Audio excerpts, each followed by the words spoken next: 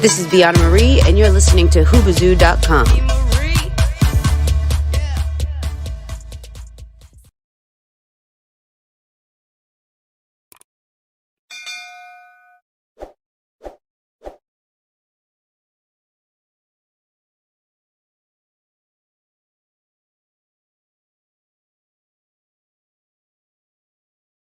Can you dig it? Can you dig it? Can you dig it?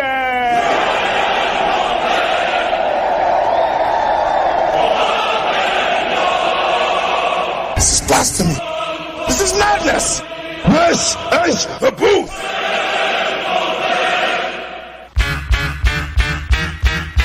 Staring down, looking at the blood-stained concrete.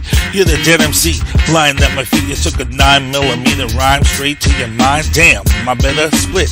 This is my time, so I make my way up the block. Get to home base and lock that up. Crack the Cavassier and grab the phone. Call one of my troops up. Hope the soldiers homie says, yo, what's up, what's going on? Make it quick, cause I'm trying to get my Stella on. Nigga, your girl, I'm in the... These lyrical assassins tried to pull a hit, and then boom, came a noise from the other room. It was the boys in blue with the SWAT crew. They got us locked up for lyrical murder. It's one of them charges that you never heard of. It's the booth. The booth. The booth. The booth. Yeah, it's the booth. The booth. The booth. Yeah, we're killing all your podcasts like the HIV virus. You want to battle this kid? Huh, don't even try this. Back the up, think again, count to 10. You want to grab that mic just to get done in? It's the booth. The booth. The booth. The booth. Yeah, it's the booth. The booth. The booth. The booth. Yeah, it's the booth.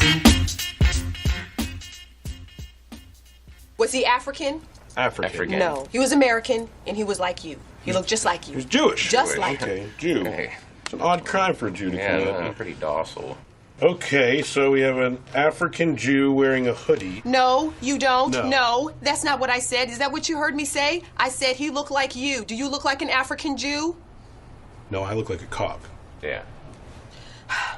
He was Caucasian.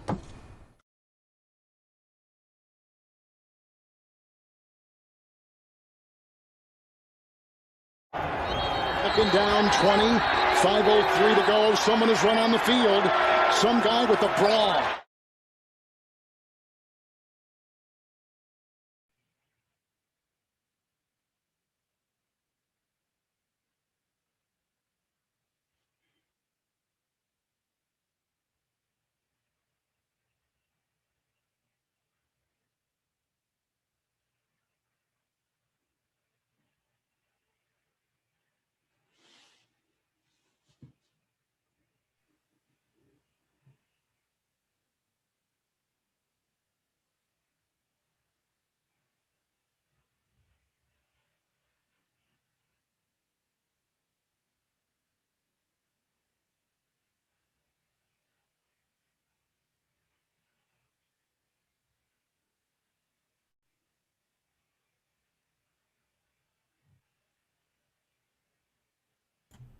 All right, your boy Sinister One broadcasting live for the City of Champions. You are listening to The Booth, and got my guest already on with me tonight. I just want to get a mic check on you because I want to just make sure I got your sound coming through.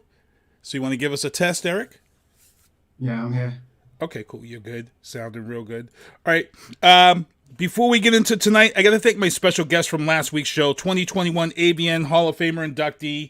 Jeanne Silver was on the show with special co-host Karl Kafer. He joined me last week to say what's up, and it was a great interview, funny interview. If you guys want to check it out, it was good stuff, and I want to make sure that, you know, guys will check out the past episode because it was really good. She was one of the first amputee adult film stars. This is legendary for her. She was one of the first when it was, you know, taboo in the 70s. So check it out. I want to give her a big thanks for being on the show. Joining me tonight, we've got a 2-hour special episode. In the second hour, we have Penny Lane joining us. That's not her name. She's using a pseudonym name to come on here, but she's a Marilyn Manson survivor. She will be on with us during the second hour, me and Rick O. But if you guys look over to my left, you will see our first guest is in here with me. We were talking some stuff off the air that I was really happy to talk about. This guy here, his name is Erik Young. Erik Young, as you can see, young gentleman, he's going to have his thing in the background, looking if you want to invest in black technology starting at $100. AUDIOS is this new wireless performance speaker system, which I think is going to change the game for DJs, and for performers and a ton of people in the entertainment industry. I looked at this gentleman's product and it immediately caught my eye. As soon as you say wireless, I think about how many XLRs that I have to replace. And one of the reasons why I don't usually let people help me set up or take down is because the cost of wires is so costly. And if people don't know how to take an XLR out, they can break your equipment. Just the simple constant rolling up of XLRs, ruin XLRs, or just any type of cable overuse. It's one of those things that is costly for DJs and performers. So when I saw a system that works wirelessly, I was like, man, I got to check this kid out.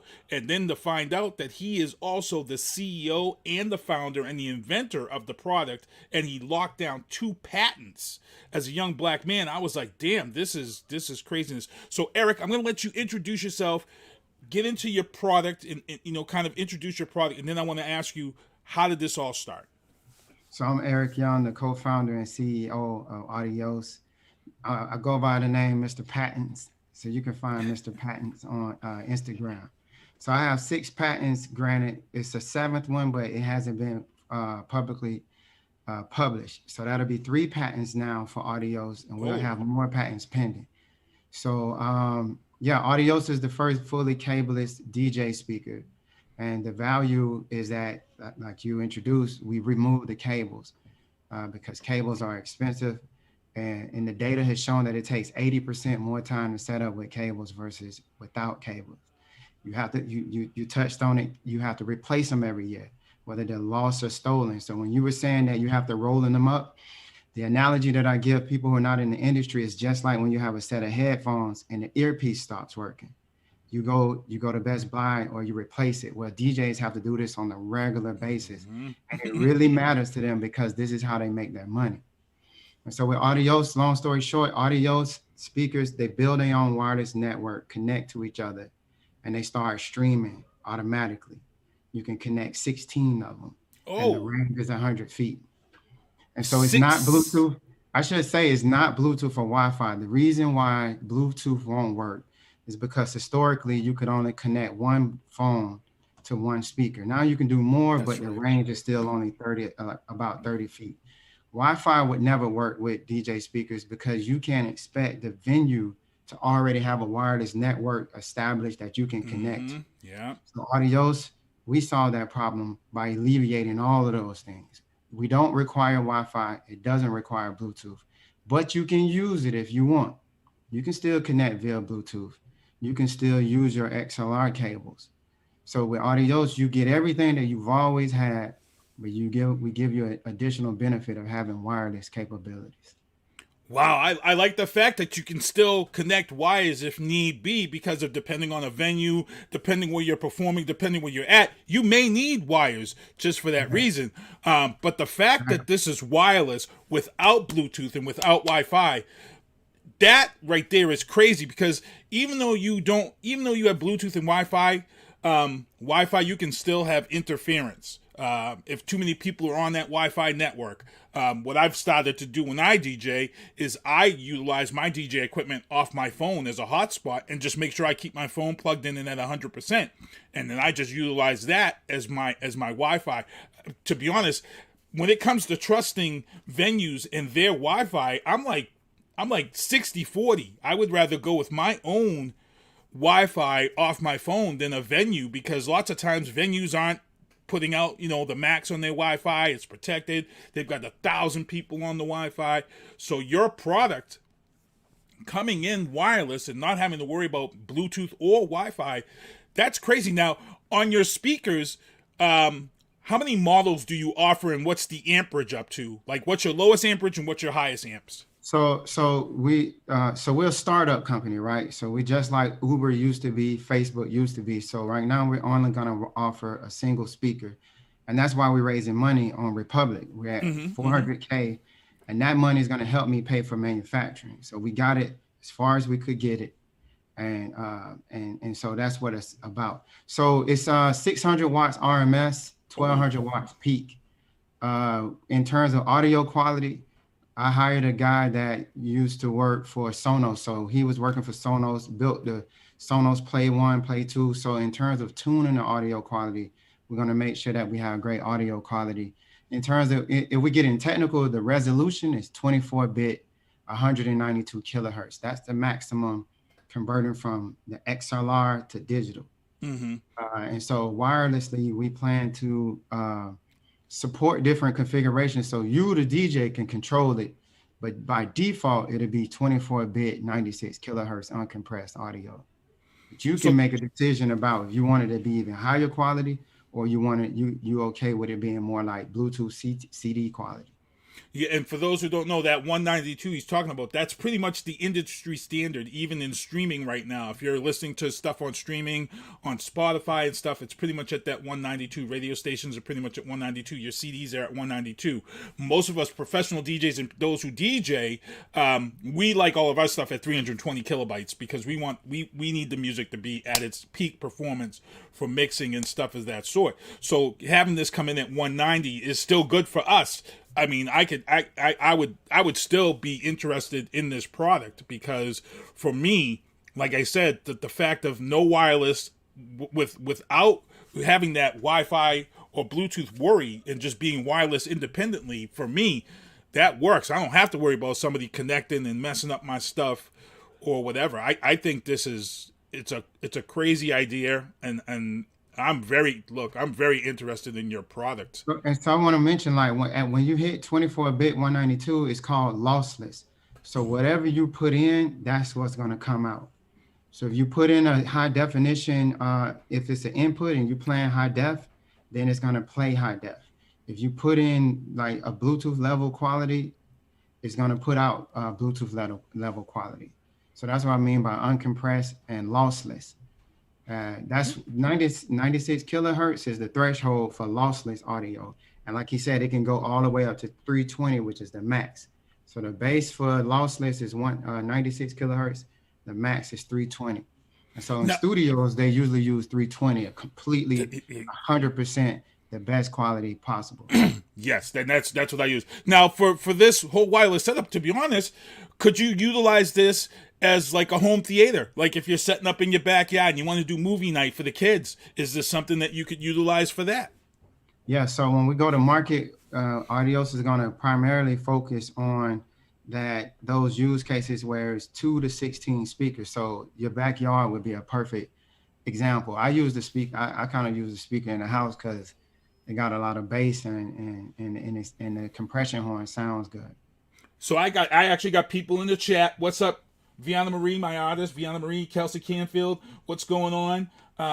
Van Bates, he's also a musician. He's out on the West Coast. Van Bates actually asked, and this was actually going to be my next question, how do I invest? He's seeing that up there in the corner. It says starting investment at $100 with that link above. So from an investment standpoint, we have some big names behind us now. So the creator of the video game Guitar Hero, so you know that game grossed $4 billion.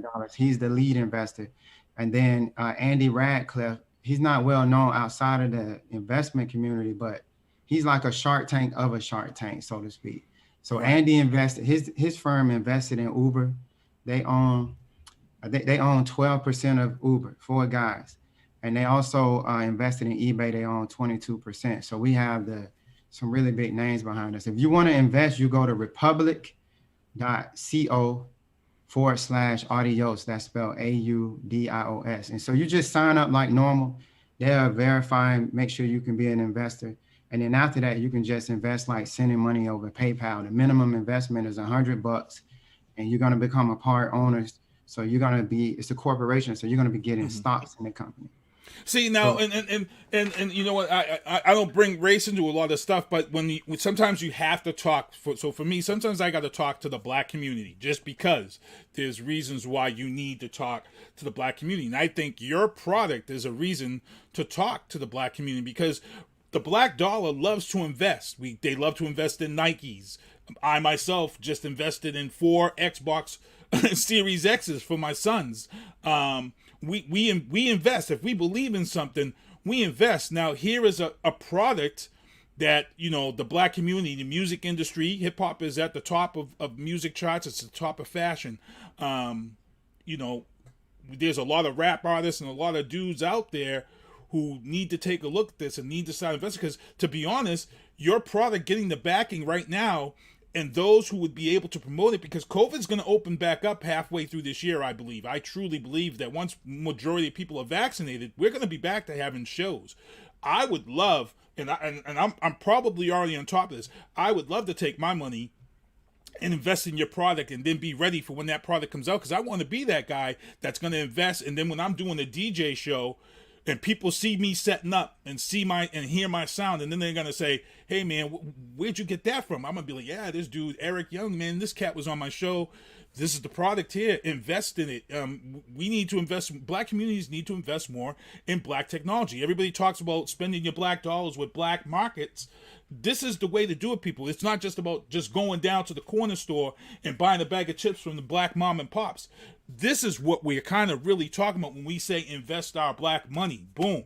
Right here. This dude is the CEO. He's the inventor. He is the founder of the company. He's the sidewalk. He's the base of this company. So if you want to take your little $100 that you're going to spend later on a pair of Nikes, let's take that $100 and invest in this gentleman's company, because a lot of people do a lot of squawking and a lot of crying about investing and doing stuff.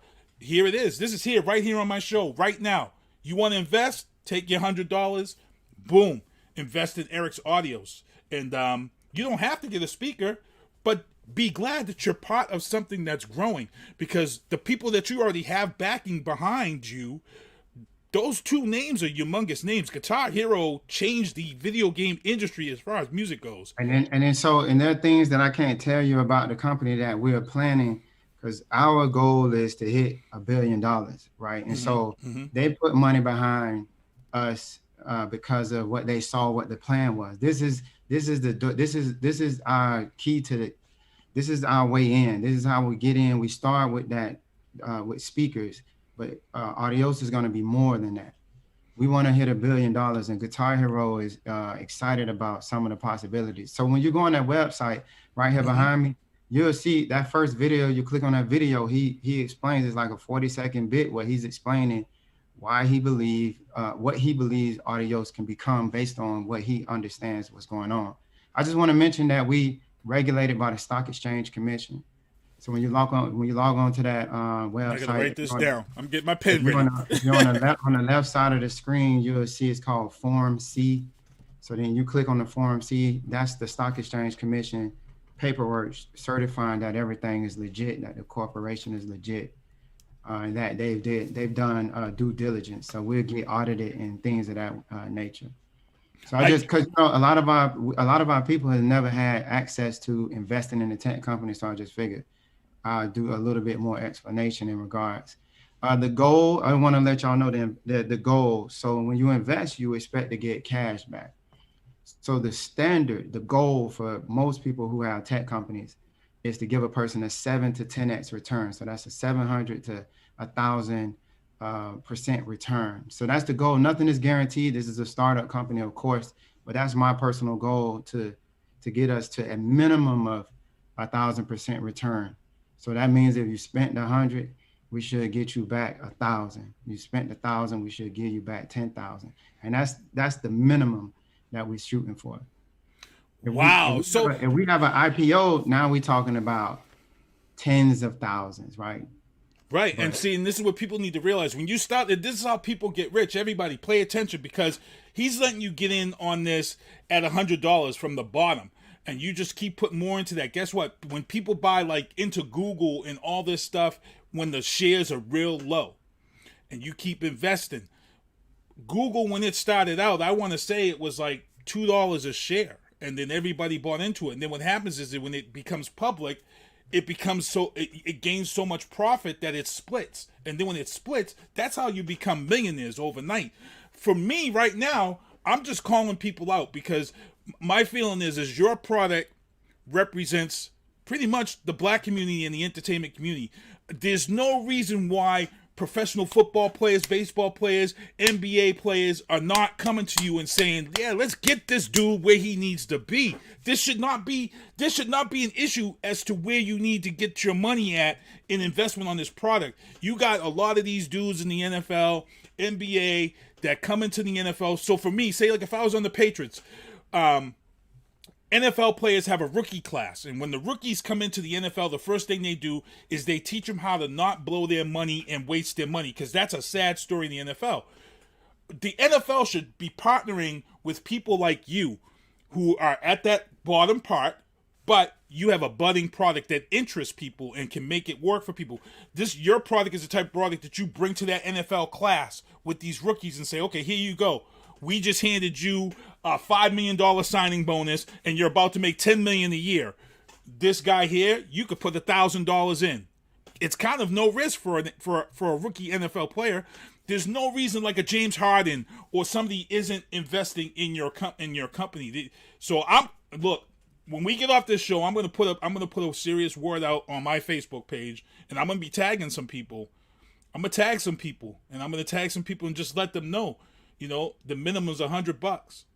And I set it at $100 so that the average person can get in without.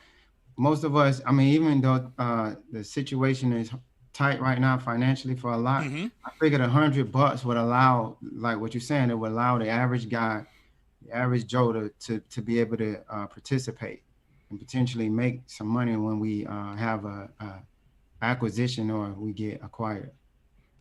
Look, I'm behind this product. You're gonna see my name come across. This is no lie. I'm gonna invest.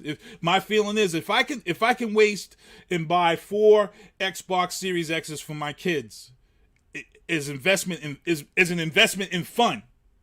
Because that's all it is. I just invested in fun.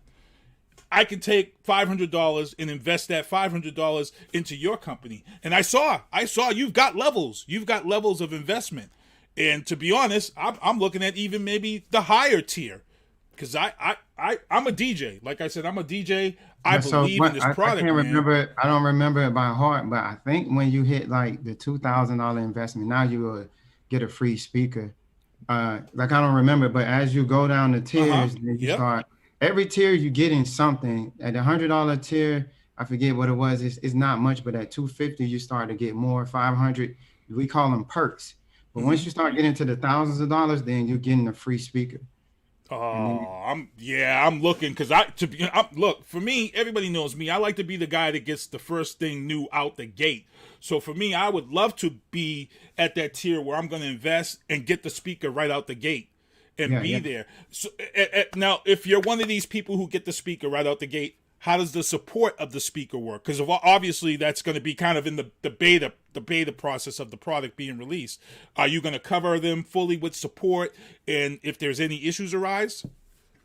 Yeah, so in the beginning, because we're a startup, so the difference between us and Amazon can press up 1 million speakers, right? Because they had a budget.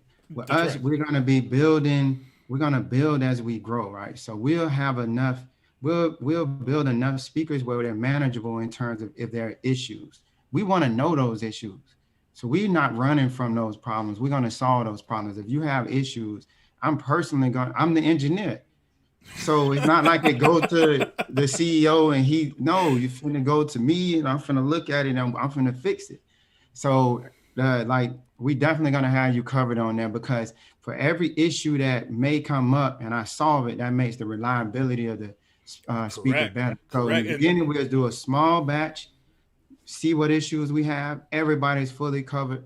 And then at some point when we feel confident, then we'll cut the check and then ramp up and start getting our speaker in stores like Guitar Center. And I heard they might be in. They're on the way out. Yeah, Guitar Center is on the way out. We'll figure it out. But how hard, just so you know, like by the time you see your iPhone, it's already been through tests that you didn't know about.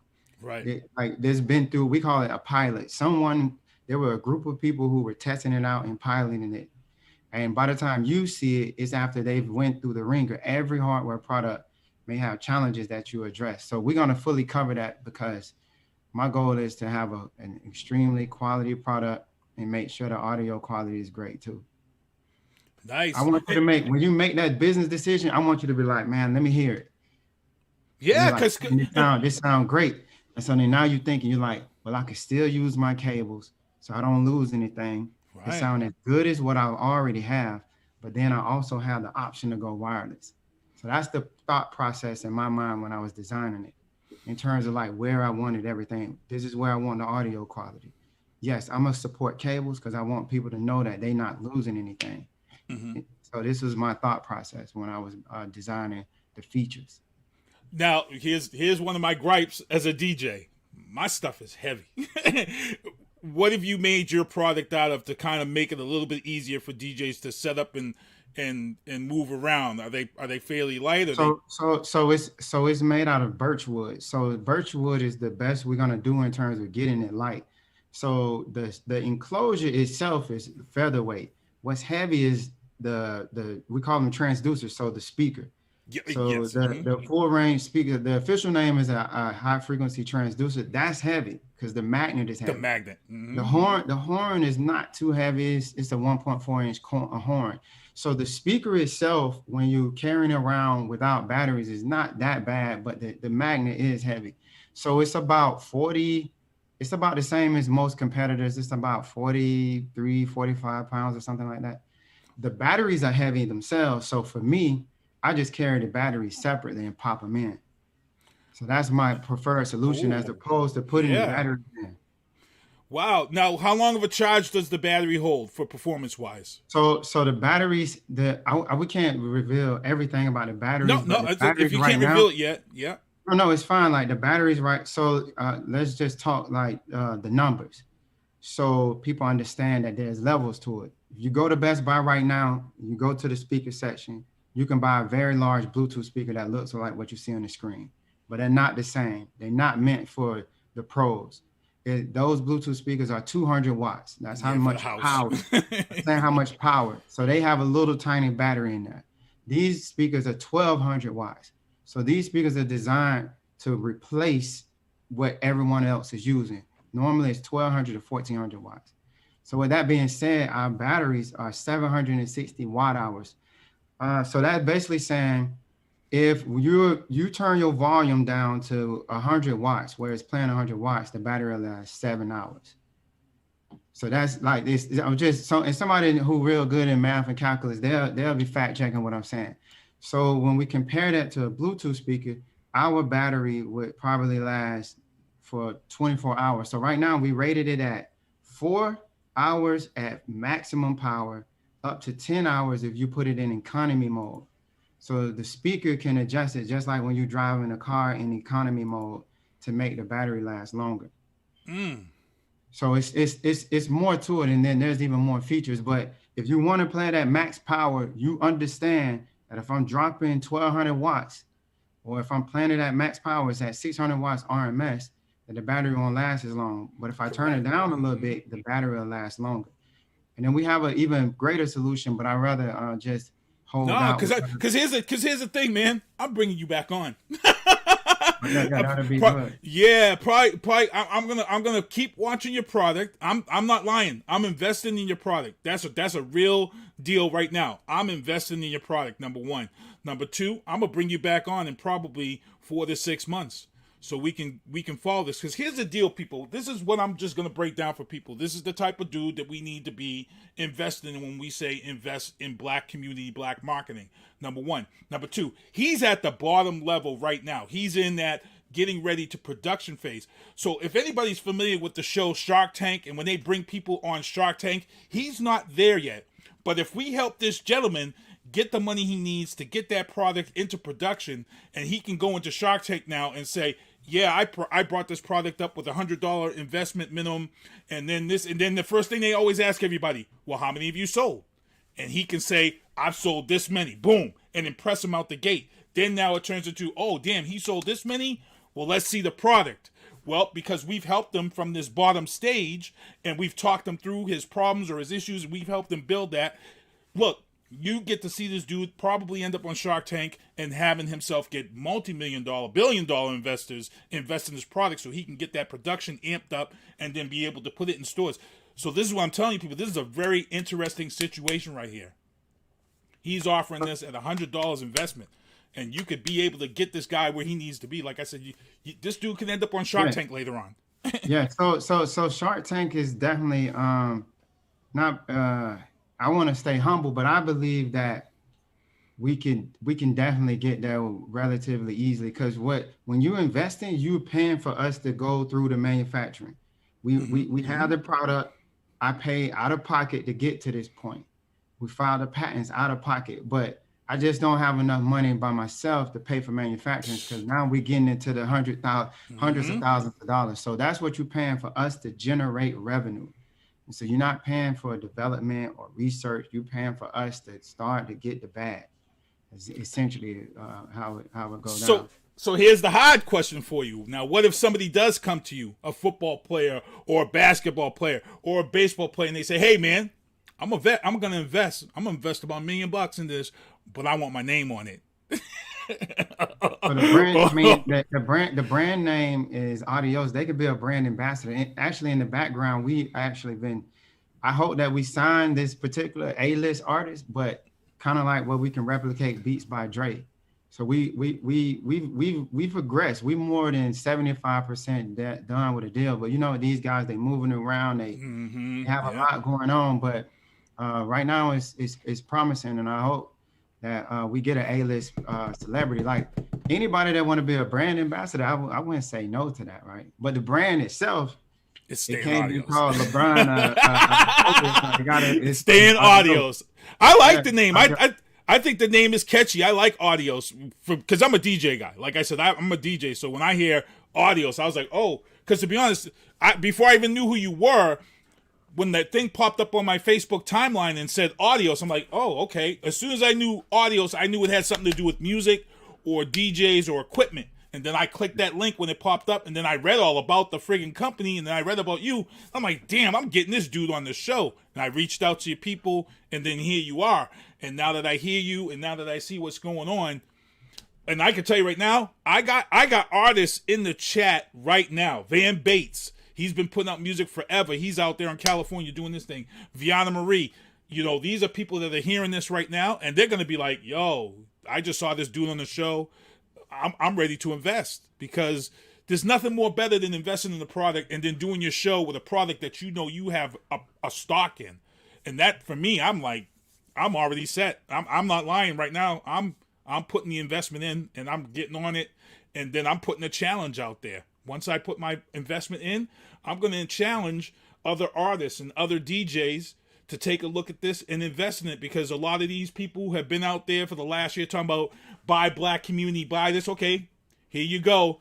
Put your money where your mouth is. I found somebody to put your money into and invest into, and let's see you step up and do it. And I'm about to challenge some people. I'm about to challenge them. also, if so I started getting followers when I decided to make people aware of what's going on. So on my IG, it's MrPatents, Mr. Patents. You could see, like I post, my IG is dedicated to this, so you can see when I went to China the first time, when I was looking for a factory for the electronics. You see, some dude stole my battery because, you know, saying that he lost it and stuff, and you get to see the progress. And then what I was planning to do is I got a lot of other like content that I can start releasing where you can see like, oh, this is when he first had the Bluetooth speakers he was talking about. And then you can see the progression of me build the speaker. It's almost like a living documentary. See, for me, I love that stuff. I'm a geek, so I'm going to love seeing that stuff. So that's on your Instagram page? Yeah, it's Mr. Patents. I see somebody, somebody just put that up there, so I'm going to write that down. Vianna Marie, she does a lot of stuff for me in the chat. Vianna Marie, if you can drop that in the chat, his Instagram is at Mr. Patents, Patents. Can you just drop that in the chat for me? Anybody who's listening can drop that in the chat. So people, all you artists out there who's listening to this right now, all you people who I'm about to challenge to put your $100 up, you know what I'm saying?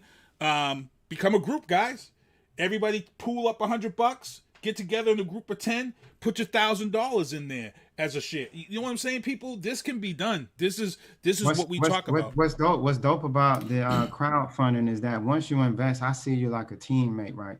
And so when we start to execute our it's called a go-to-market strategy. Once we start to execute our go-to-market strategy, because we're on the same team, and if AUDIOS wins, you win, we have the ability to make the company grow more rapidly than some of these other companies, because you might be on the ground in Boston and have connections to local businesses and artisans. Yes. Somebody else is I'm plugged in Houston. My cities that I'm plugged in: Houston, Atlanta, Orlando, Miami, and a little bit LA. So now we'll be able to spread the company. We'll be able to grow the company more rapidly. That's because right. You are an investor, and you may be able to help us out with connections. And so that's what I'm really excited about. Anybody right now, I think we have 1,300 investors.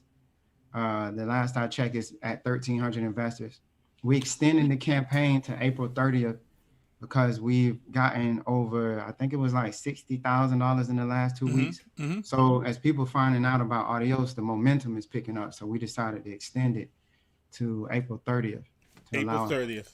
Yeah, allow people in. Okay. Normal. So just know that once this window is over, it's done. Like a normal person can't invest in a tech company legally. Oh, then that's a good reason for the challenge. I'm gonna challenge people. So the law says that in order to invest in a tech company, you have to be accredited. That means you have to have $1 million in net worth and earn at least $200,000 a year. So that immediately eliminates most of the average, most people in general. Right. And so what the crowdfunding does, the special paperwork that we have to fill out, and we launch it on a equity crowdfunding campaign. So now that allows the average person to invest, but there's a window of time. That window. Okay, so there's a window. So I'm gonna put that out there. So when I challenge everybody, I'm gonna let them know they got till April 30th to get in on this at the ground level and get locked in. Because once that April 30th comes, then the rich investors are allowed their time to get in, and the normal guys like us can't get in. So this is definitely you won't be able to invest ever unless we do it again. This is a special this is a special provision that allow the average guy to get in. So say for instance, if we get the whatever we raise, we go to manufacturing, we start selling it, and then we go on Shark Tank, then it's done. Because at that point, now the Shark Tank guys are involved, and the average guy, it wouldn't make business sense for us to allow normal people to invest, because we'll be thinking about $5-10 million checks now. Yeah. I'm really pushing for you, bro. When I get off the air tonight, and Viana Ramirez, she's an artist, she's already in the chat. She already said I'm in, and I know her. Once she's in, she's gonna be promoting your AUDIOS. Like, she'll be adding AUDIOS to her tags. And I know if once I'm invested, AUDIOS will become part of my natural, normal, everyday tag. And when people ask what AUDIOS is, I'm going to tell them this is what it is. You got till April 30th, and I'm going to be challenging a lot of people to get in on it right now, because they're going to be, if this blows up, you're going to be on the outside looking in. And like I said, it's a product that, again, if you can spend $200 on Jordans, you can spend $200 and invest in this man's business before April 30th. That's my thing, man. So, man, this was a great ass interview. Holy Christ, we went a half hour. Guys, this is Erik Young. The name of the company is AUDIOS. He is the CEO. He is the founder. He is the inventor of the product. He's looking to get people in at $100 right now. $100 if you go over to invest in black technology. $100. And you only have till April 30th to get your asses in. I'm just putting it out there like that, because, like I said, a lot of y'all was out here last year talking about invest in black money, black community, black business. This is it right here, people. You can't get any higher in black business than a product. This is it right here, people. This is it. If you can invest in Nike Jordans, you can invest in this man right here for $100. I'm putting the challenge out. This is coming. So again, man, before we let you go, I need for you to put all that social media and all that contact info out there once again, because I don't want no excuses from people. I don't want no excuses, man. So let them have it, Eric. Yeah, so it's you right behind me, Mr. Patents, MrPatents. And so yeah, if you want to follow the story as it develops and see us go from nothing, from ashy to classy, definitely follow me on Mr. Patents. In terms of investing, you'll go to Republic. So republic.co/audios. You sign up, you become an investor. You can invest in any other companies on that platform, but we definitely want you to invest in AUDIOS, starting at $100. So it's starting at $100, and you go to republic.co/audios. Yeah, no excuse. That's what I'm telling people right off the bat. When I put the challenge out there, I'm gonna say no excuse. There's none. There's really no excuse. All you weed smokers out there buying weed still, no excuse. For real. For real. I love this product. You're going to see my name come across, and I'm going to be there. Oh, yeah, there we go. See that link? Yeah, so if anybody could put that in the chat. Yep, Right. republic.co/audios. If anybody could put that in the chat for those who are watching this show, they'll be able to. Yep, they put your Vianna Marie, thank you. She put the Instagram in there. I'm going to actually follow you on Instagram like right now. I'm going to do it while we're live on the air. Yeah, I definitely appreciate it having me on the show and building awareness.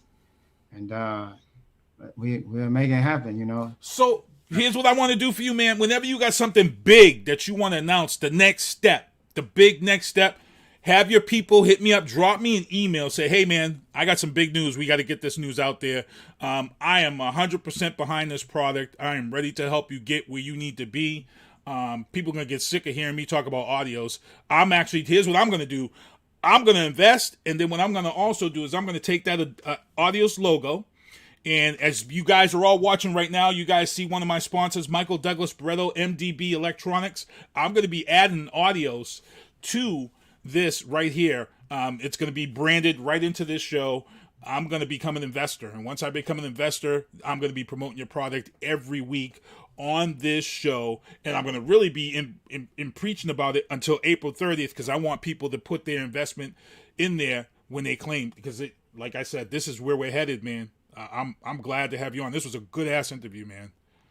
Appreciate it. Definitely appreciate you for your time. No problem, man. So guys, this is Erik Young. Check out the product AUDIOS. The links have been being dropped in the chat. I'm happy. Everybody's excited for this. Again, I've got a lot of artists and people who watch this show, and they're in the chat and they're talking about it. And I have a feeling you're going to see an uptick in people with investments within the next 2 weeks, man. So I want to thank you for coming on. Vianna Marie actually said she already started following you and she's investing. Vianna Marie said she's investing. So, yeah, we go meet. I'm going to talk to her. I'm going to see about having her challenge some people too, because her network in the music industry is pretty big. She got a lot of links here in the Boston area. So yeah, we're going to help you out, man. So I want to thank you for coming on this show and talking with us. Again, the product is AUDIOS, Black technology. This is from the bottom. We can get this going and help this gentleman out. I love it. So I want to thank you for coming on, man. All right, thank you. Appreciate it. Y'all enjoy the rest of your evening. All right, peace. All right, cool. That was Erik Young, and he's wow. This is crazy. This is a crazy show. I'm just, oh my God. Good stuff. Thank you everybody who's been putting stuff in the chat for me. It's been helping out tremendously when we have guests like that. Because, like I said, this is Black communities. We need to step up. We talk about investing in Black culture and Black community and Black-owned businesses. That was it right there. You can't get any higher than that. CEO, founder, and inventor of the product. Man, that was a good-ass interview for Black History Month right there, boy. Good-ass interview. Let me pull my sponsor down here real quick, because I got to talk about what I got going on right here. So let me just pull this down right here. Boom. Robin Quivers is my Black History Month DJ for the second week in February, Robin Quivers. She is a guest on the Howard Stern show. She's been with him for years.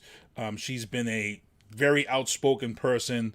I remember she took a lot of crap for even being on the Howard Stern show because, you know, a lot of people had originally felt that like Howard Stern was racist and things of that sort. She stuck by him and she let people know that it's not like that. But yeah, I got to give props to Robin Quivers for Black History Month. She's been in the game a long time. She's worth a ton of money. And she actually right now, knock on wood, prayers above, right now, her cancer is in remission. So we want to make sure that she stays healthy. But again, I've got to acknowledge her in this Black History Month.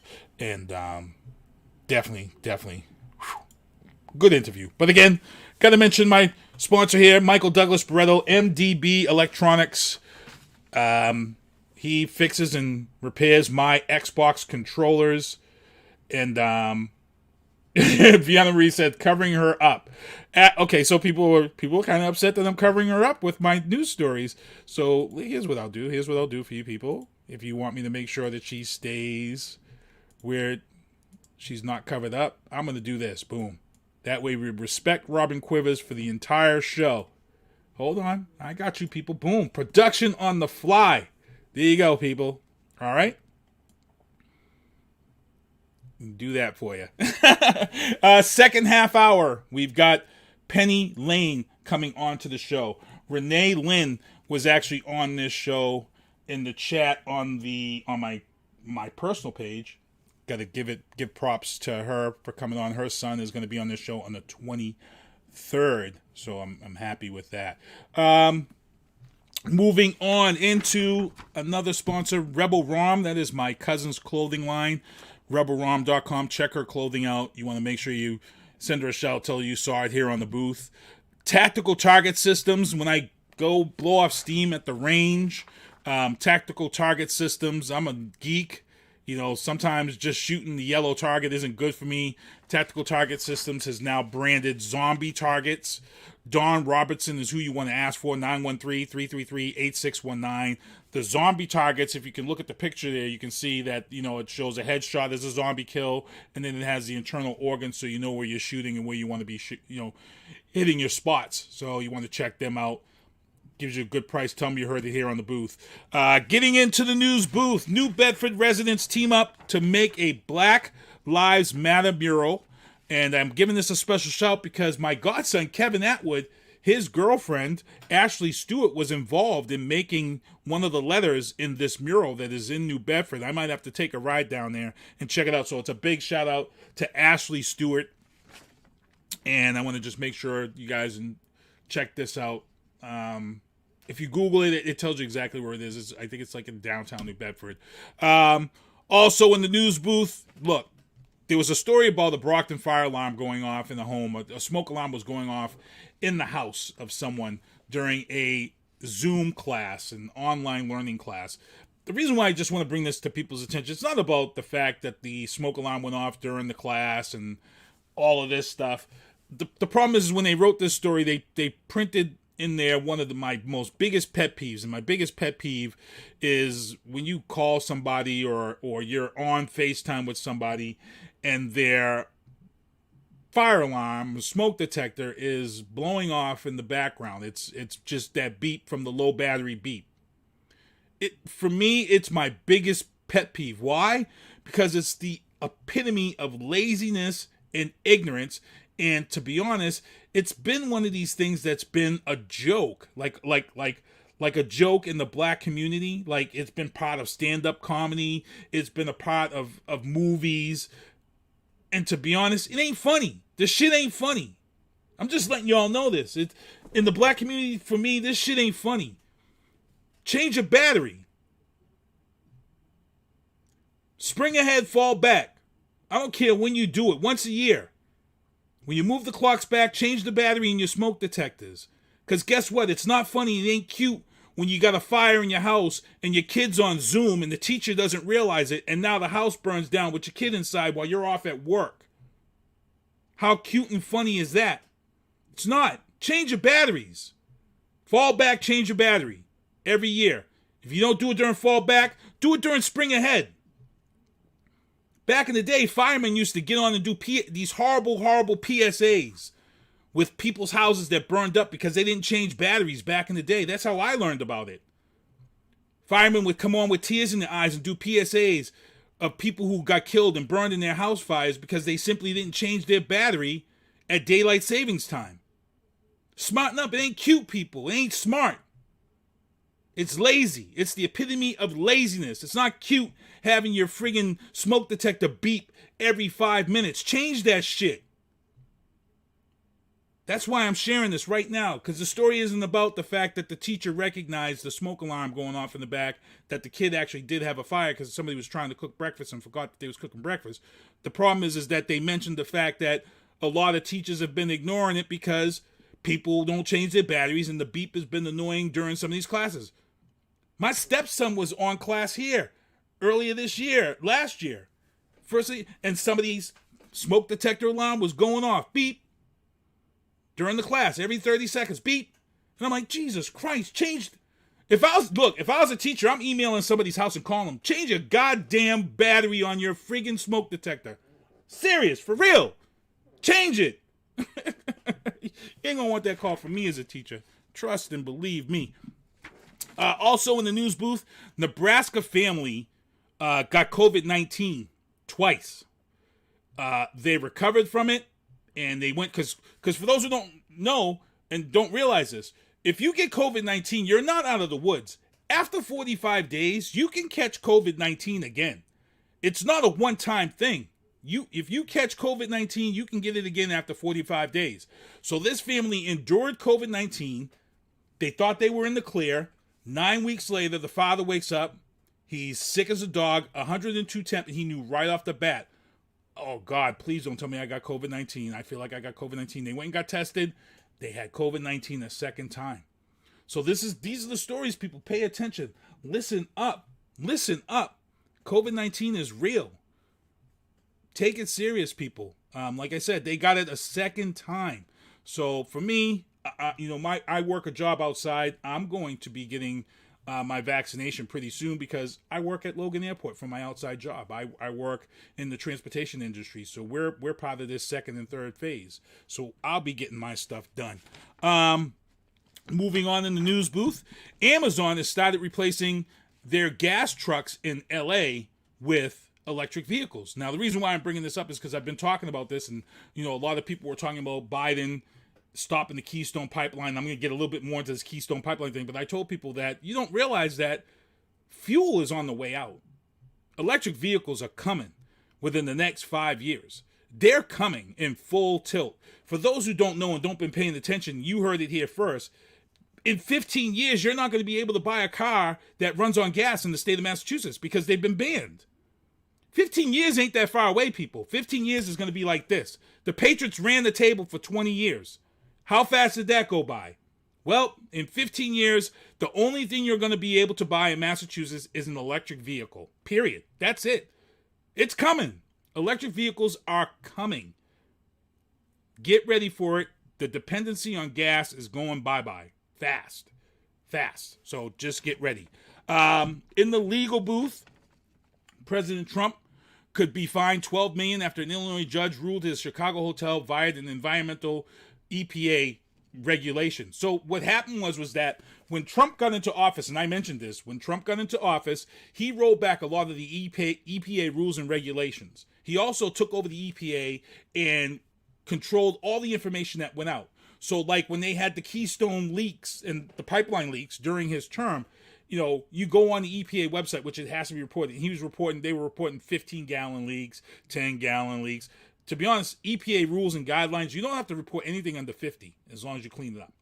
50 and above has to be recorded, which led me to believe that they were bullshitting on the EPA website because Trump was controlling that information and putting false information out there.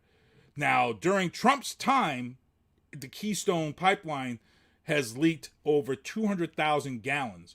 Prior to Trump and prior to Bush and prior to Obama, that pipeline has leaked out over 700,000 gallons of fuel along its length. So that was one of the reasons why it was shut down. But I'm going to get further into that. But Trump rolled back a lot of EPA rules and regulations so he can do some shady stuff. Period. That's what he did. That's what he allowed companies to do. Did it create jobs? Of course it created jobs. Of course it created jobs, because now you roll back all these EPA regs that they needed to stand by, and now they can just do whatever they want. Ask what happened in the Hudson and Merrimack Rivers up in New Hampshire, where he rolled back the EPAs. They went right back to dumping stuff in the river and killed off fish like no tomorrow. So he's going to be sued now. Let's see what happens. He's either going to be sued or he's going to be fined for what he did in Chicago. Moving on, the Trump impeachment trial kicked off today. They opened up this impeachment trial with disturbing footage, actual footage, uncensored, because this is a trial, so the footage is uncensored, of what happened during the insurrection. Now, I can tell you right now, it's not sugar-coated. It was some scary stuff. And for anybody who says that those people had no reason to be scared, that were hiding, like AOC and some of these other people, they had reason to be scared. It was a scary situation, people. Like we said, this was nothing to mess around with. This was some scary stuff. Hey, I see Vienna Marie. Sue Caldwell is in the chat. How's it going, Sue? Alexandria Pocknet, how's it going? I see you in the chat. I know a lot of people are starting to come on to this, so they get ready to see this second hour, so that's why I'm kind of trying to blow through here, because we're at 7:56. Also in the entertainment booth, now that we're heading into, Jennifer Lawrence was injured while filming in Brockton. They are filming a movie like right down the street from the house. Don't Look Up, Netflix. Big budget film with her and Leonardo DiCaprio. She got glass in her eye. They had to stop filming. She actually went to the hospital. They took care of her. She was back to filming the next night. She was back to filming. What's going on, Jason Andrade? Jason Andrade, I got a challenge coming your way, Jason. I'm calling you out. I'm calling you out with my first guest. You're one of the first to pop in, man. Calling you out. $100. Boom. You're putting it up. Also in the entertainment booth, Godzilla vs. Kong, the official Japanese trailer was released. It's got more scenes than the first trailer. I'm just going to drop it for you guys right effing now. So why do you love your wife? Why do I...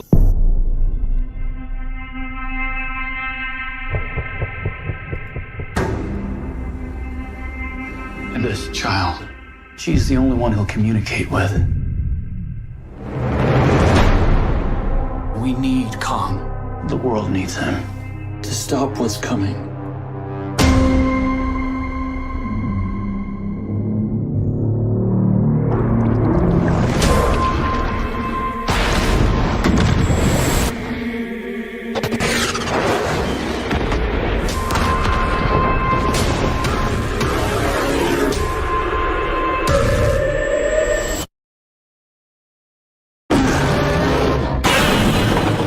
It's Godzilla.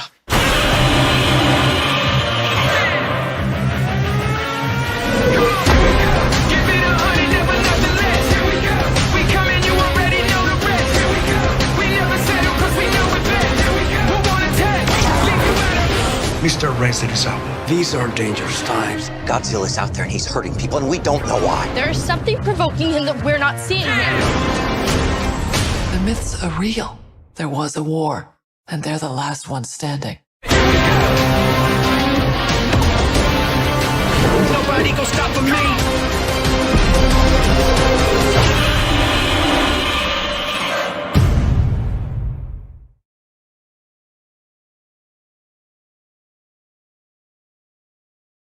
So that 5/14, that's the Japanese date. The date of release here in America is March 31st. Now I'm just going to break this down. Sue Caldwell's in the chat. She says, LJ, my godson, can't stop watching the trailer. Guess what? I've watched that trailer every friggin' day. I could watch that trailer every day until March 31st. Here's the big deal. Here's what's going on, people. And I'm just going to let you know this right now. March 31st is the release of this film. That's a Wednesday night. Either that Thursday, Friday, or Saturday. Right now, under COVID, you are allowed to rent a movie theater for $125 and bring 20 of your friends. So I am planning on renting Showcase Randolph Cinemas in April, the first week in April when this movie opens, and I'm going to be inviting 20 of my closest friends to see Godzilla vs. Kong, COVID safe, socially distanced. We will have the whole theater to ourselves, just 20 of us. They also provide food, so if you guys are my closest friends, you may be getting the invite. So we will go from there. Good stuff. I can't friggin' wait for this film.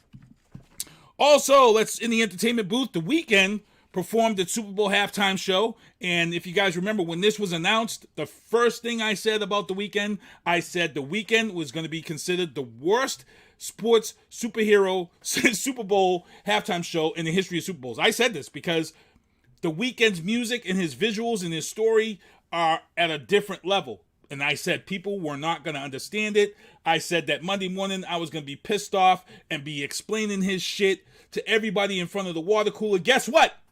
Yep, I was all over social media trying to defend this guy and explain his shit to everybody at the water cooler on Monday morning. Because there's a lot of people out there who didn't get it, they didn't understand it, and it was crazy. But guess what?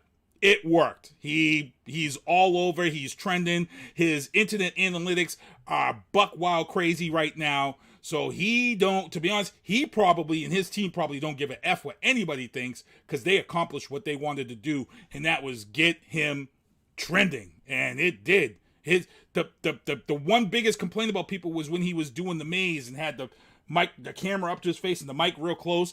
The biggest thing that people complained about is the biggest trending thing, because people took that visual and put their own little spin on it, and it's just been hilarious. Somebody had posted a video of him wandering around that maze, and they had put, "This is Bill Belichick looking for a new quarterback after Tom Brady won the Super Bowl." That shit's hilarious. I'm sorry.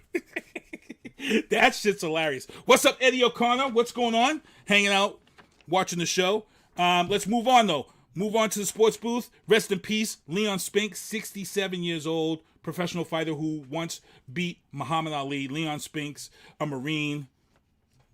God bless you for your service. He's passed away, 67, non-COVID related, so that's a good thing.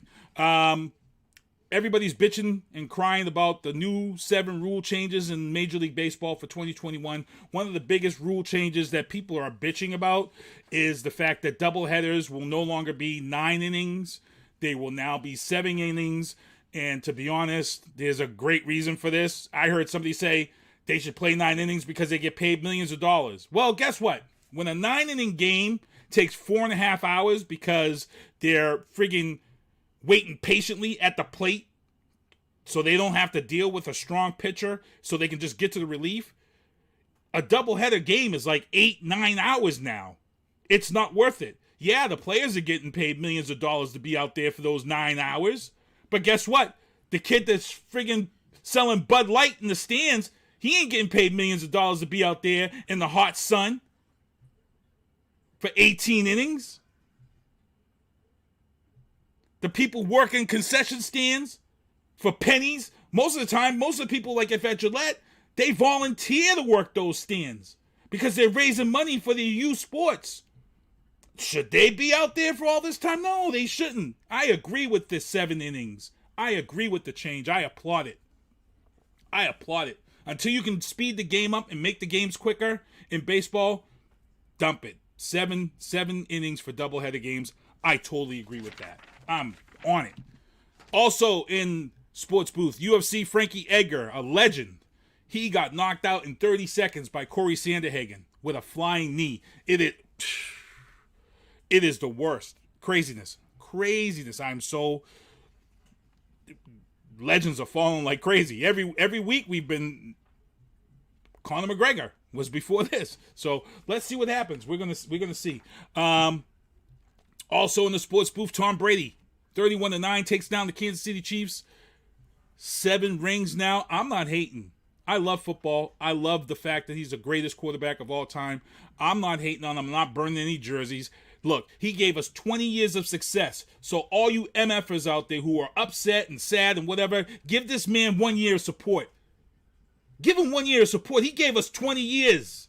20 years of success and rubbing it in people's faces for 20 years. Let's help him out. Stop it. Stop being selfish. Y'all don't know shit about football. Also, for you guys, we talked about this on the show. We told people this. A lot of y'all was saying that people were tuning off the NFL games because of Black Lives Matter and the protesting. And I said right on this show, no, they're not. They're watching on streaming devices. That's where everybody's headed now. Everybody's cutting the cable and they're watching sports through their apps. They're no longer watching on TV, on cable, or whatever. People got YouTube TV now. People got Hulu TV. People are paying for the CBS app. And here's the proof. Super Bowl viewership dropped by 10% on TV. The ratings were down 10%. But it was a decade. It was the decade lowest. But this is fact. Streaming of the Super Bowl jumped from last year by 97%. 97 effing percent. The Super Bowl jumped being streamed on mobile devices and smart TVs. If you've got a smart TV like I do, smart TV, 97%. So you know what that means, people? Get ready. There's more advertising coming to streaming devices for TV shows that you're watching. YouTube is already giving you 2 ads now. It used to be just one small ad. Now it's 2 ads now that you got to sit through on YouTube. But that's a big number. 97%. Look at marketing and all that stuff. They're like this right now. They're going to tap into that. And here's the thing about streaming devices, people. On TV, you can't control what you get for commercials. But guess what they've done? Because it works.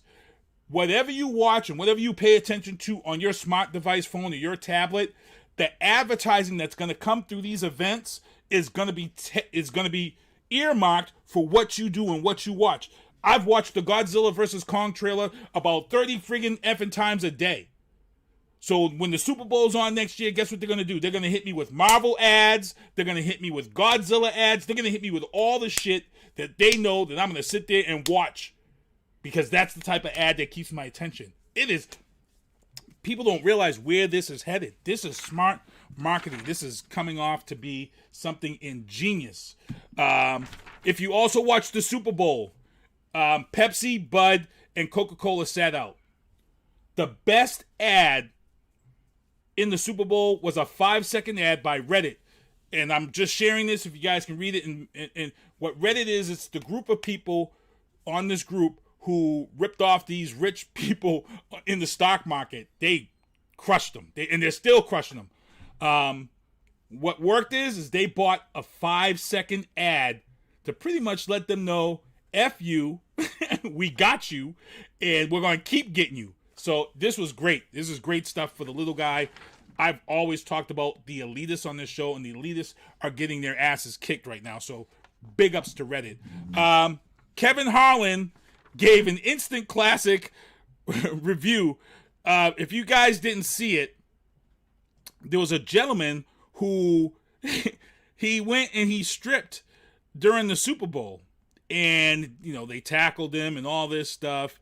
And his name is Yuri Andrade. I don't know if he's related to you, Jason, but Yuri went out on the Super Bowl and he actually ran off and got himself tackled. I'm going to see if I can pull up the clip of him rushing out there. Let me see if I can get this for you guys. It was actually pretty funny. Actually, I don't have much time. I got to actually get this show going. But here's the deal, people. I'm just going to get into this one. The issue here with Andrade is he may be the smartest man in the NFL history. Why? Because this man, this stupid fool who ran out in the Super Bowl and got tackled, listen to this. Yuri bet on himself on a prop bet. So there was a prop bet in Vegas for a streaker to run out during the Super Bowl. Guess what Yuri did? Yuri went and did the prop bet for someone to run out on the field as a streaker in the Super Bowl. Then what did Yuri do? Yuri went to Tampa Bay, got on the field as a streaker and ran, and guess what? Yuri collected $375,000 for his stunt. So guess what, people? Big props. Oh, yeah, Jason, I was making a joke. But, yeah, $375. He bet on himself, and he went and he did it, and he collected the money. That Look, yo, that shit's funny. Because I know everybody was mad that he ran around on the field like almost butt naked. Oh, it was funny stuff. Okay, so let me move on. Biden bombshells. A lot of people talking about Joe Biden closing down the pipeline and all this stuff, and they were saying that 9,000 people got laid off from Shell, and they were blaming Joe Biden. And I was saying, no, that's not true. You need to fact check.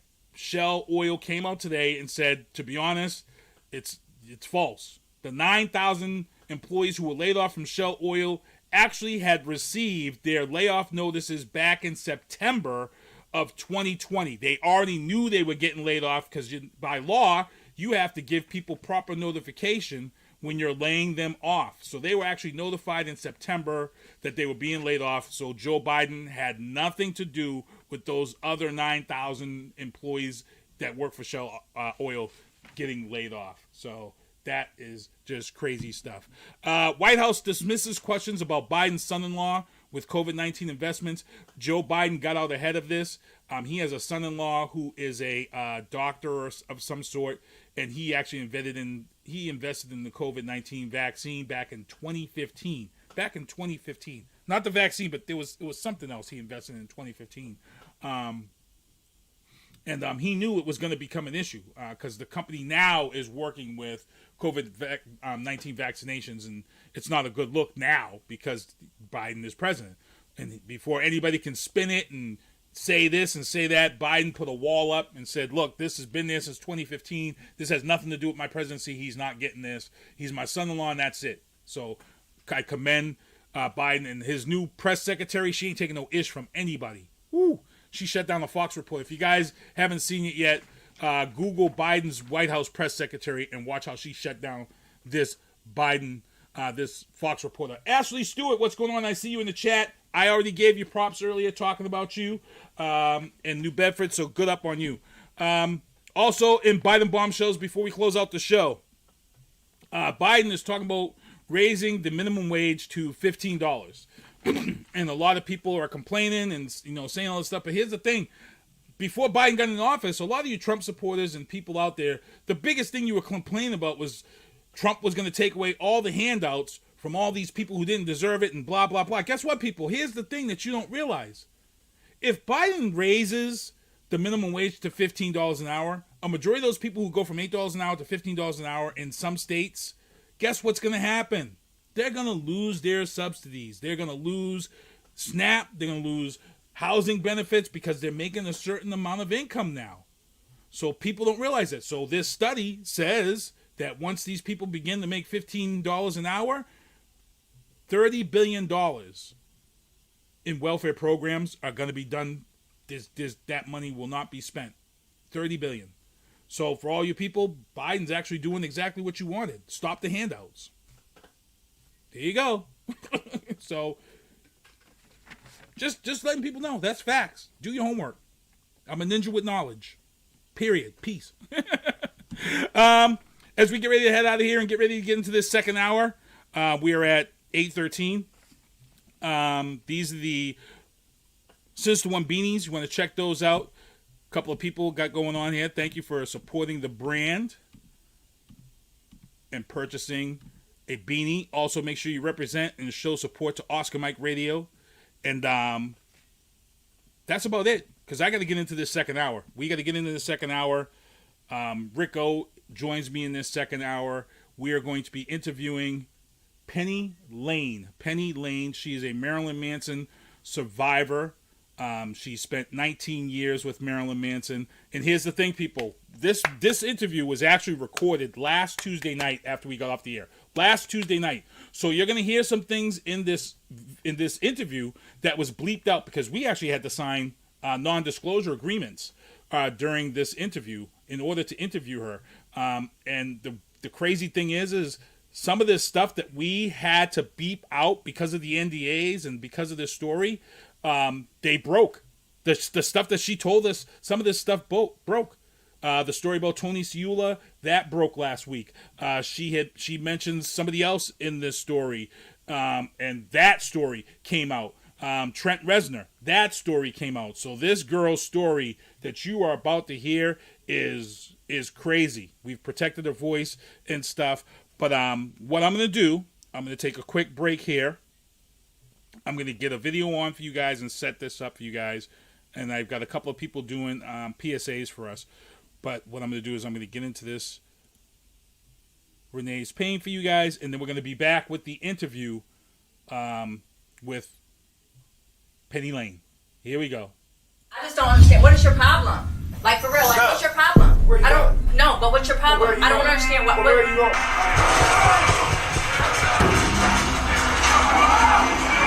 Child. She's the only one he'll communicate with.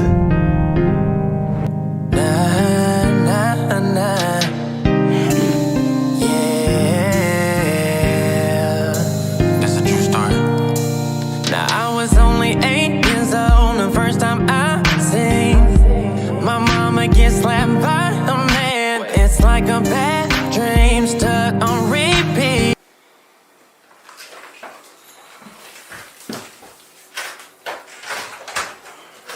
Damn, hey, baby. Hey, come here. Let me talk to you for a minute. Come here. Let me talk to you for a second. Look, I bought these for you. These are yours. It's not gonna happen again, I promise. Cause things got worse and way worse for me. See, all the time she's cried, and all the time he's lied, saying how I'll never hurt you again. Yeah, but it's just like after lie, they progress over time. Really, he don't give a fuck. It's certain pain that you caused inside that makeup won't cover up insecurities, broken hearts, and regrets. Yeah, you came destroy my family, then you left. Yeah, I stay in my lane, but my feelings got the wheel driving me insane, and the fuel is rough pain. I stay in my lane. I stay, and my feelings got the wheel driving me insane, and the fuel is rough pain. I remember nights when I couldn't sleep, cause all that I could hear was you crying and screaming. Now after he left, you started tripping, things got rough, so you started stripping, just so you can put food in the fridge in the kitchen. Kept a roof over the heads of me and my 2 sisters, and I will never forget. That's why I try to help you as much as I can. Nobody knows about the things that you deal with, the anger I'm filled with, the things I've seen growing up. Mama showed so much love, but them niggas never showed enough. My motivation is the pain of Renee. That's why I grind and I pray, and that's why I stay in my lane. And my feelings got the wheel driving me insane, and the fuel is rough pain. I stay in my lane, but my feelings got the wheel driving me insane, and the fuel is rough pain. Like, I'ma always be here for you, mama. So don't ever think that I won't.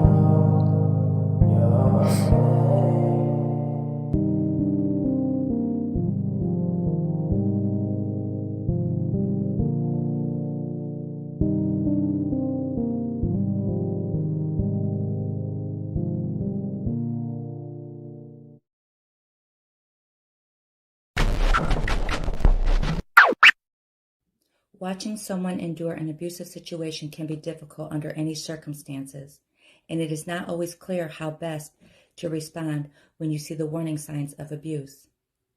Your instinct may be to save them from the relationship, but abuse is never that simple.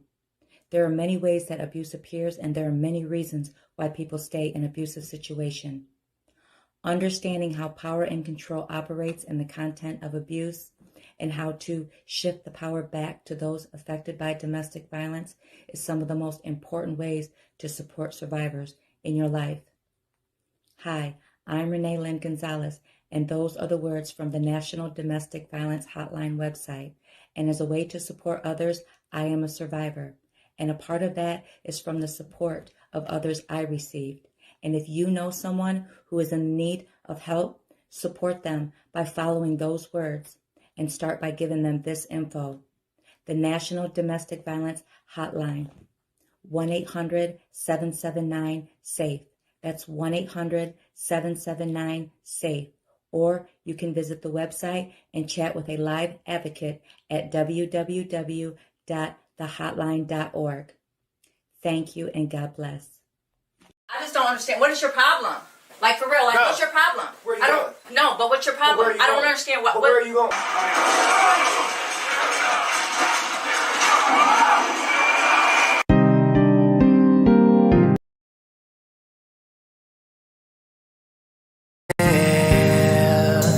That's a true story.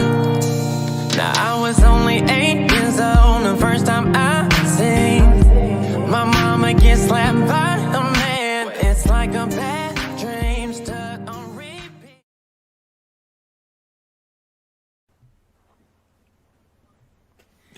All right, your boy Sis, the one broadcasting live from the City of Champions. You are listening to The Booth and watching The Booth here on YouTube.com. Make sure you hit the subscribe button and check us out. If you're looking over to my left, you see my guy, Rick Pease. You want to introduce yourself, Rick Pease? Let them know where they can catch you. Hey, what's going on, man? This is Ricko the Terrible of HatchetRadio.net. You can catch me on Rick the Terrible on Facebook Gaming, as well as HatchetRadio.net and the Hatchet Radio Network and Hatchet Radio Gaming. And we've got a special exclusive guest, and I would tell you to look down below to see our beautiful guest on the air tonight. But unfortunately, this person is coming on. There's some legal stuff behind this show. So as you can see that we've got her image protected tonight for secrecy, and her voice will also be dubbed to protect her. But this is in correlation to a humongous story that has been developing over a performer, big, well-known performer. People who know me, I've played a lot of his music in DJ sets and things of that sort. But the artist's name is Marilyn Manson. Most of the people who knew him, personally knew him, as Brian U. Warner. And for those of you who just woke up under a rock, it isn't the kid from friggin' Tool Time and the TV sitcom, because a lot of people were trying to say that kid was Marilyn Manson. No, I heard the Wonder Years too. Yeah, Wonder that was the other one too. The kid Paul from the Wonder Years had a rib removed. Fred that was Savage's best friend. Yeah, all that crazy trash. But he was an extra on 21 Jump Street. He was. Oh, he was an extra on 21 Jump Street. He was. Wow. So the words you're hearing, the voice you're hearing is our exclusive guest, and our voice is covered. So her name to us is going to be Penny Lane. That is her name with us on this show from here on out. The reason why she's coming on this show is because, as I just mentioned, that Marilyn Manson was levied with a humongous accusation.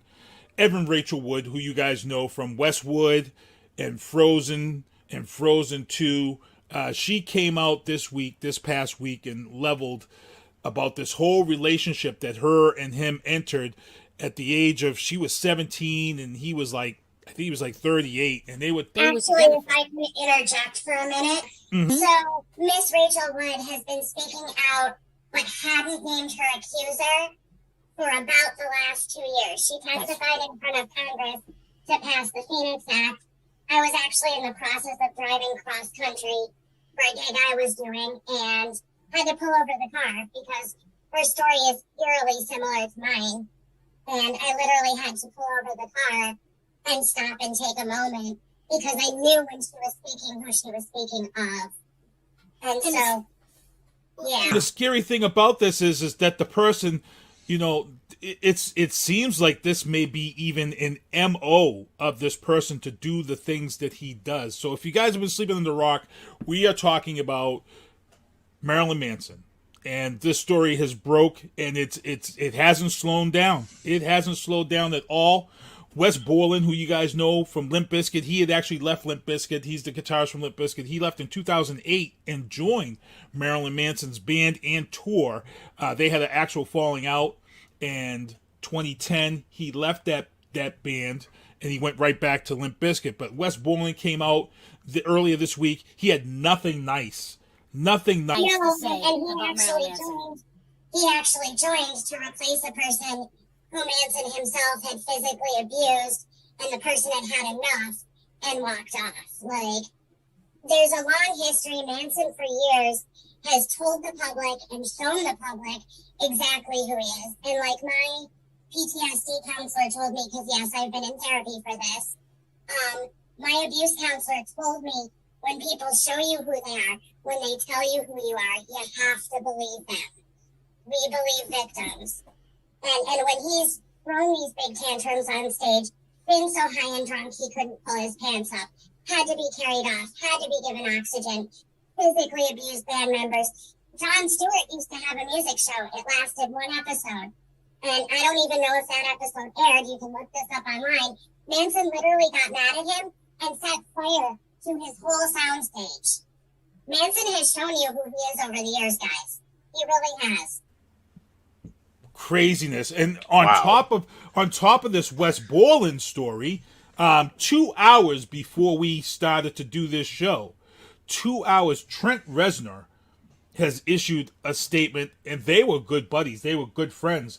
They actually have been falling out for years. They had recently reconciled. And actually, I had been telling the other co-host for years about the debauchery of downstage and studio and home. It's kind of a combination. And now Reznor is trying to save his behind, and I won't speak on that, but I will say that he was definitely part of the debauchery. And there was a book written, Passages from the Long Hard Road Out of Hell. Those passages have been to circulate on Twitter. Wood has been mentioning this. The book is co-authored with Neil Strauss.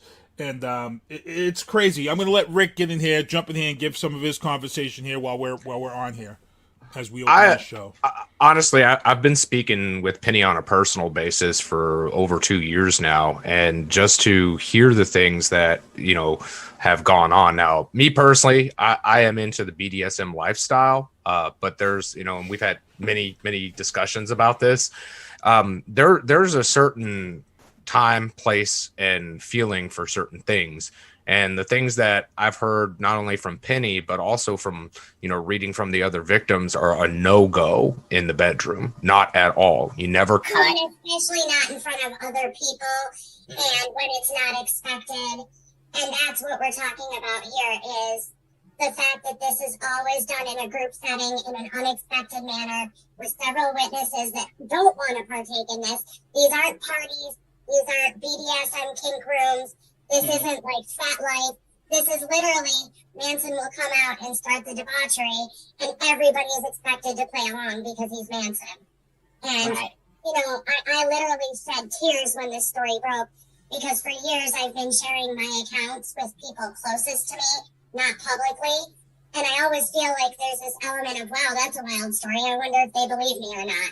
And now all these things that collaborate everything I've said for years are now coming to light. And I finally feel like people know this real person now. Right.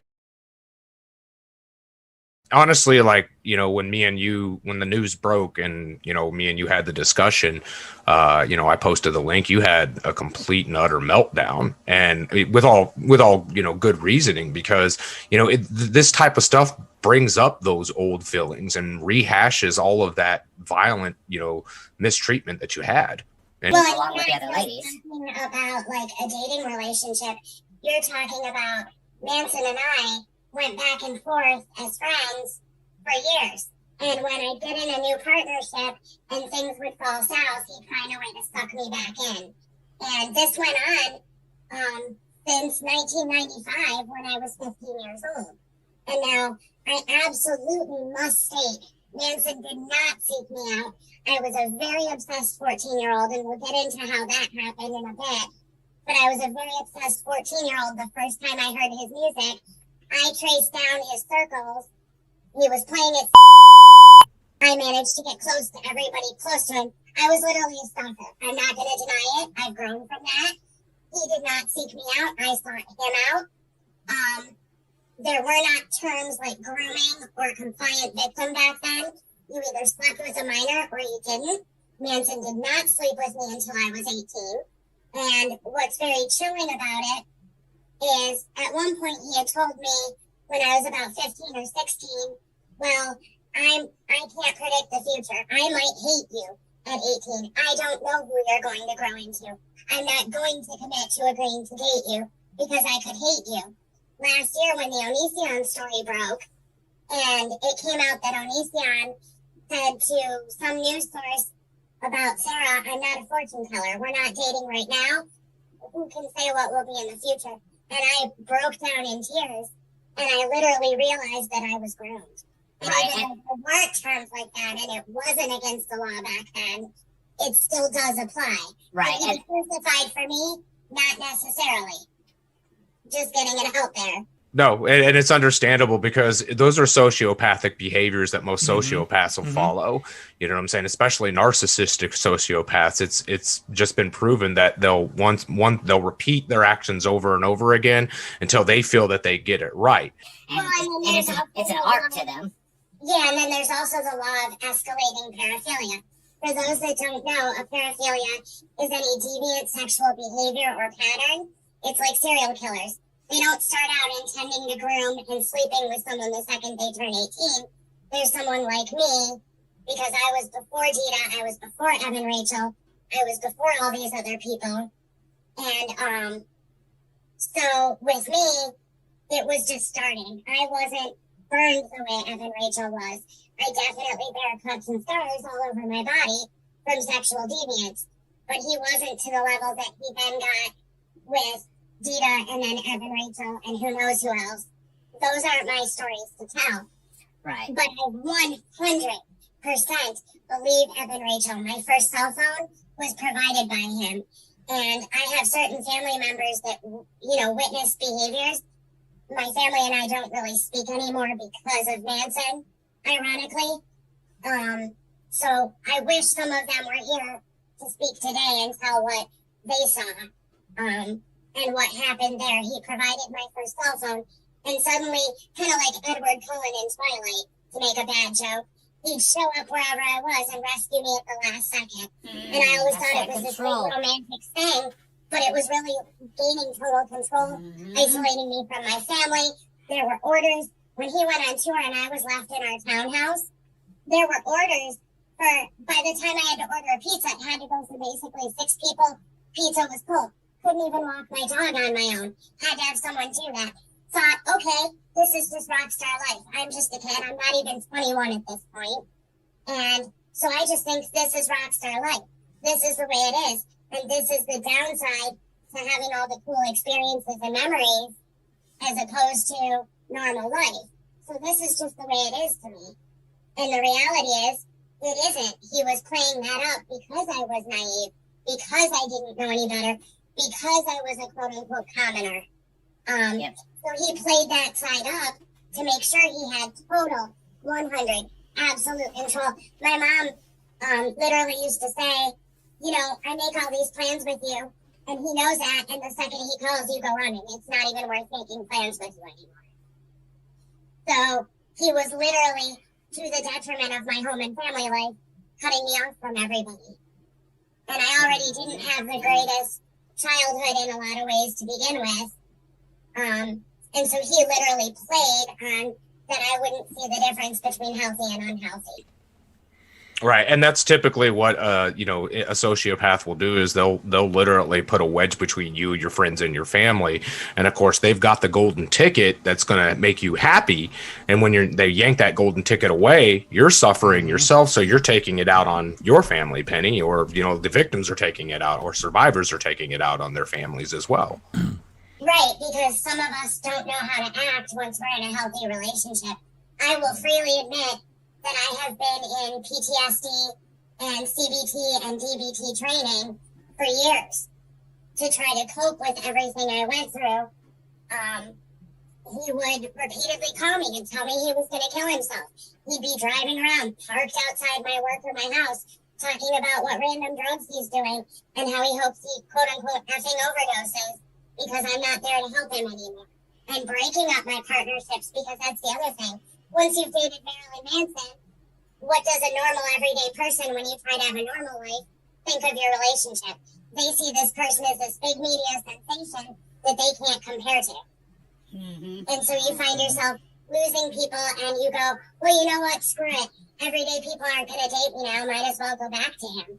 And that's his whole plan all along.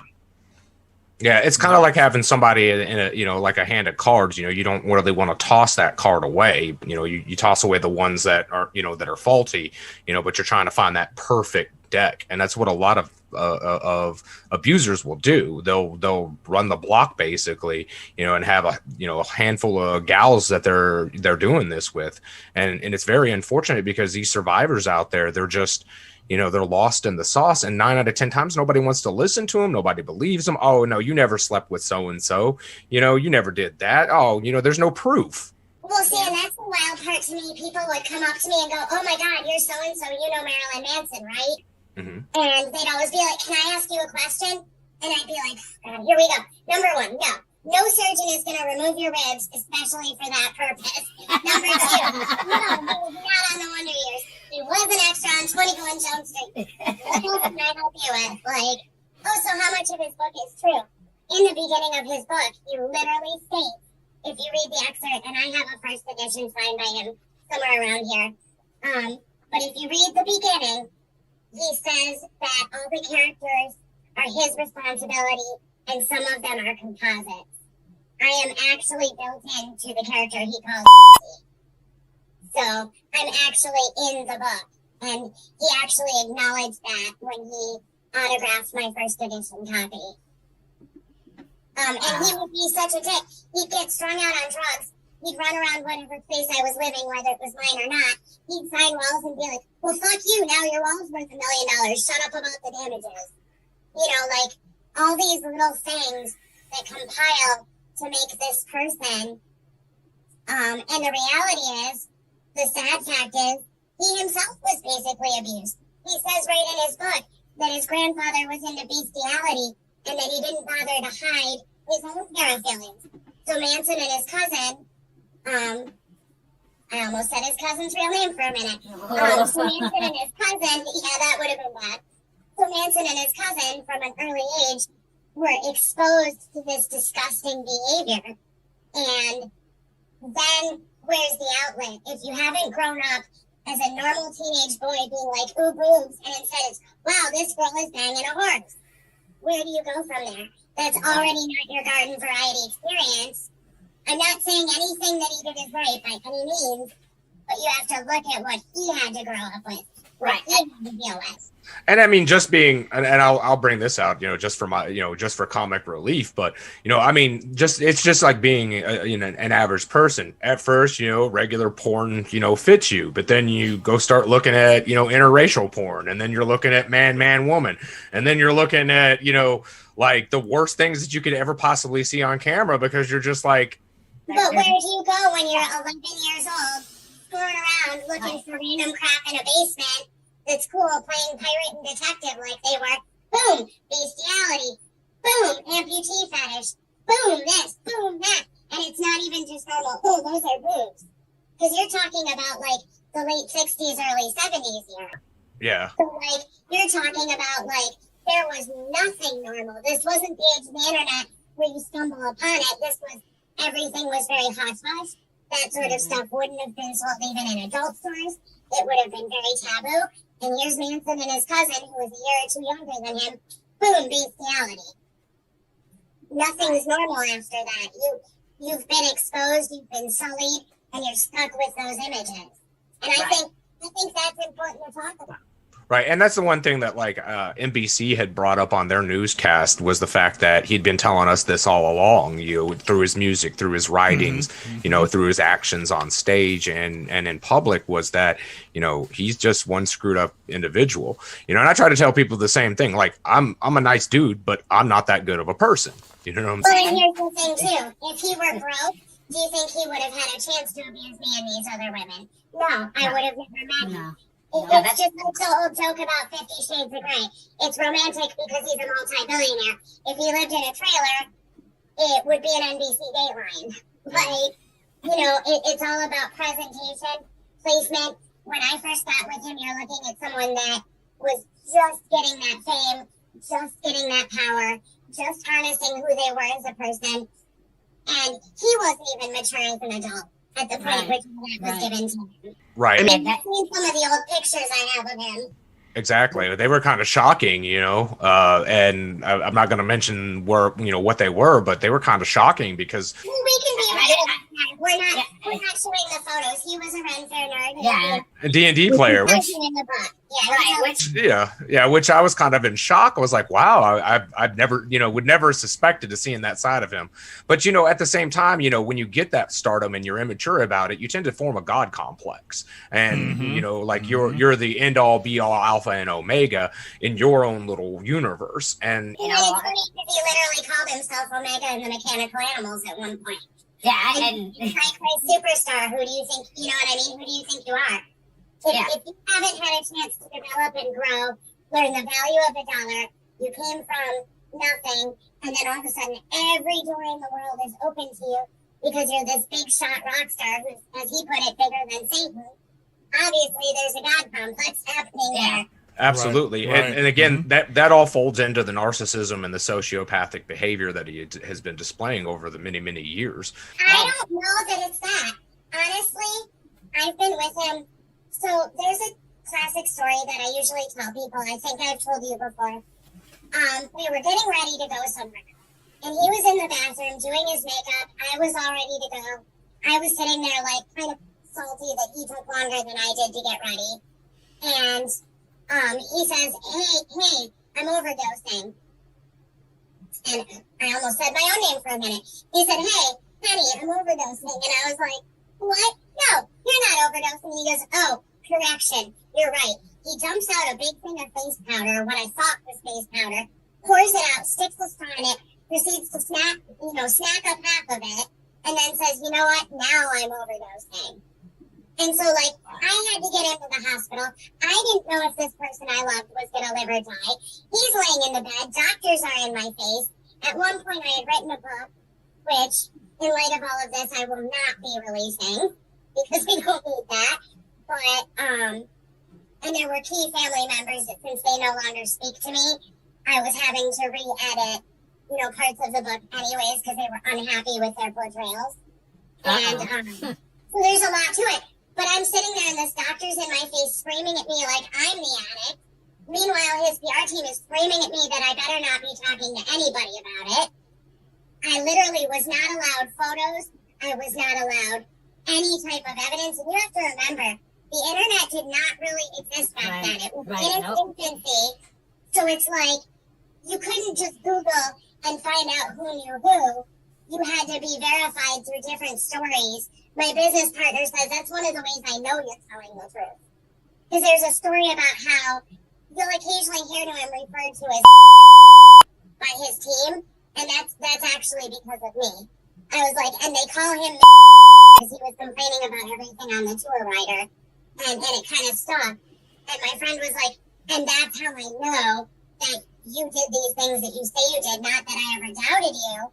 You're a very honest person, but you've kept yourself so hidden because that's what you've been trained to do. It's really sad. You don't have credit for your resume. And I was like, my resume isn't anything to take credit for.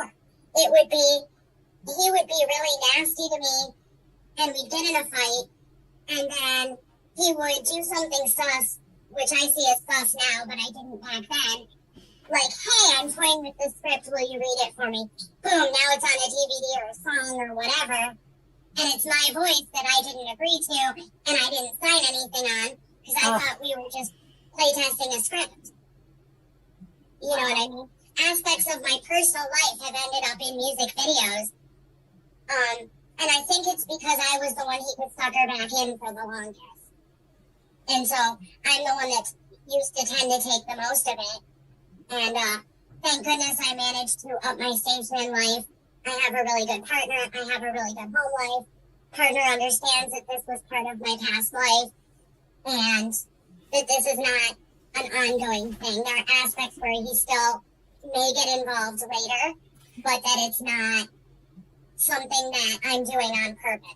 I don't, you know, and when someone's a big, like my ex, well then, Penny, how did he get your phone number? He's Marilyn Manson. What do you want me to tell you? Right. You think his PR team can't find my number? Right. Now, here's another question too. How did Brian handle your marriage to your current partner? Not very well. He threw a major tantrum. He ended up breaking into my house. And he ended up posing in one of my rooms and posting it to social media. And I think it's since been removed because I was looking for it to make sure if I told the story that it couldn't show up to verify who I am if anyone knows the house. And I have not found it. So I believe his PR team did me a solid and took it down. Because I did bring my lawyers in. I do keep a lawyer on retainer, and it's because of Manson. I have to keep lawyers on retainer because I never know when he's going to throw a Polly Pissy Pants tantrum and try to take me to court, because it's happened. Mm-hmm. Well, this leaked about me. You must have talked. I didn't. I haven't talked in 25 years. I'm finally breaking my silence now because I've had enough. I stand with these victims. I do believe he got worse after me. He was bad enough with me. And that's the other thing. I see people going, well, his music is great. I'm not going to stop listening to him. Fine. No one's saying you have to. What you do have to do is believe the victims, and whenever possible, don't let him profit off your love of his art. Yep. Right. Bootleg it if you must. I didn't say that out loud. We should probably beat that. But get your stuff from an alternative source. Make sure he himself is not collecting royalties. Cool. Love his art. A lot of people do. He's a great artist. He's a wonderful musician. He's got talent. But he's an abuser. And you have to accept that.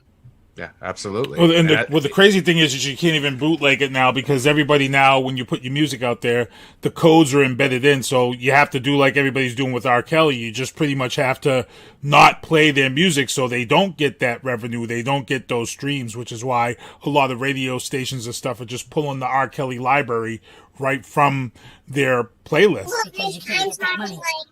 I'm talking like by this day and age, if you're a super fan, I mean, even I have all of his CDs. We don't play his stuff in this house. I have alternate versions. I have all kinds of cool stuff that he himself gave me. Mm-hmm. But any super fan out there should already have his stuff, or better yet, buy it from Loma Vista while they still have it up since they dropped him. Make sure Loma Vista profits because they're going to get hurt for dropping him out of contract. So yeah, absolutely. Loma Vista and make sure they get their money because you know he's going to sue them for breaching his contract. I can predict that ahead of time. I know who he is as a person. 25 years is long enough to know somebody, give or take. I'm not going to do the exact math because that puts me back in the mindset. Mm-hmm. But, you know, and I'm not going to give anyone an exact time frame because then obviously that's identifying. Yeah. But 25 years, give or take. Yeah, absolutely. And you know, like I said, it's discerning because you hear about this a lot. And there was a lot brought up about him being on Epstein's Island. Now, can you confirm nor deny this? I can speak on Epstein Island carefully. So what I can say about Epstein Island is to maintain any facade, whether it's drug running, whether it's bootleg merchandise, or whether it's illegal, you know, what Epstein was doing, which we don't want to say because then we'll get blocked. But you have to maintain a certain amount of legitimate business to keep the seeding side going. What I do know is he visited as an exclusive visitor without being to that side of the island.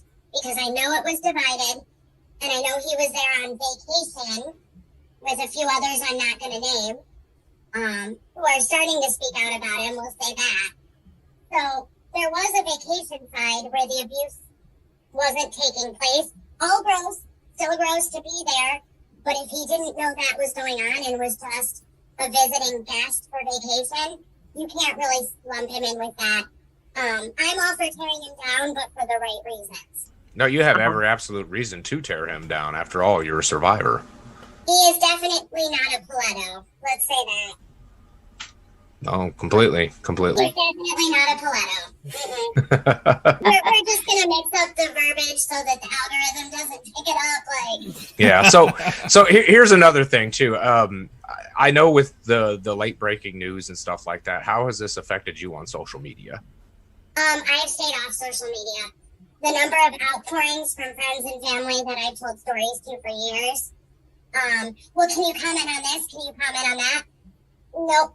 And I literally was just no Facebook. We're not doing Facebook. We're definitely not doing Instagram, and we're damn sure not doing Twitter right now. No, absolutely. Twitter's a nightmare, anyways. Oh yeah, and I scroll through and I see something that angers me so much. Because I was helping in running some of his pages on different media sites, and to see people just blindly, I stand with Marilyn Manson. Well, buddy, then you're not a fan. You're a fanatic, because there's no denying what he's done for years and years. Yeah, absolutely. And there's, to me, for those of you out there who are kind of like wanting to shield this, you can't shield this, man. Especially with him admitting guilt, on the news by simply saying, well, it wasn't the way that, I said, that it's being portrayed. How else can you portray? It was much worse. Yeah. Because the reality is you can never convey the psychological terror, the feeling of your fucking heart dropping in your stomach when you've gotten rid of this person, and here they are at your place of employment, and here they are at your mother's house, and here they are here, and there. So you're right, it wasn't portrayed the way it really happened, because you can't portray terror in words. You have to really feel it. Now, here's another question, too. Now, I know a lot of people who have these type of social disturbances in their head, they typically like to keep pieces of, the compartmentalizing. Right. Do you think that there's possibly any video evidence out there of him possibly doing these things that off of private cameras, and that's why the FBI is involved? So let's start with, when you say compartmentalizing, let's start with that. Yes, and the abuse is compartmentalized whenever he is whacked out on drugs. That's when these things happen. When he's sober, no, he's a very calm, very intelligent, very rational person. So let's start with the drug use and abuse, because for years he couldn't stay sober for even a day or two. And then it became a day or two or three, and he compartmentalized and pretend he'd forgotten how he abused. And be super sweet and would act like he didn't remember. With me personally, he would act like he didn't remember what he'd done to me, even though I had lacerations and you can see some of them. But like lacerations and cuts, oh, what happened? You don't remember? How do you not remember?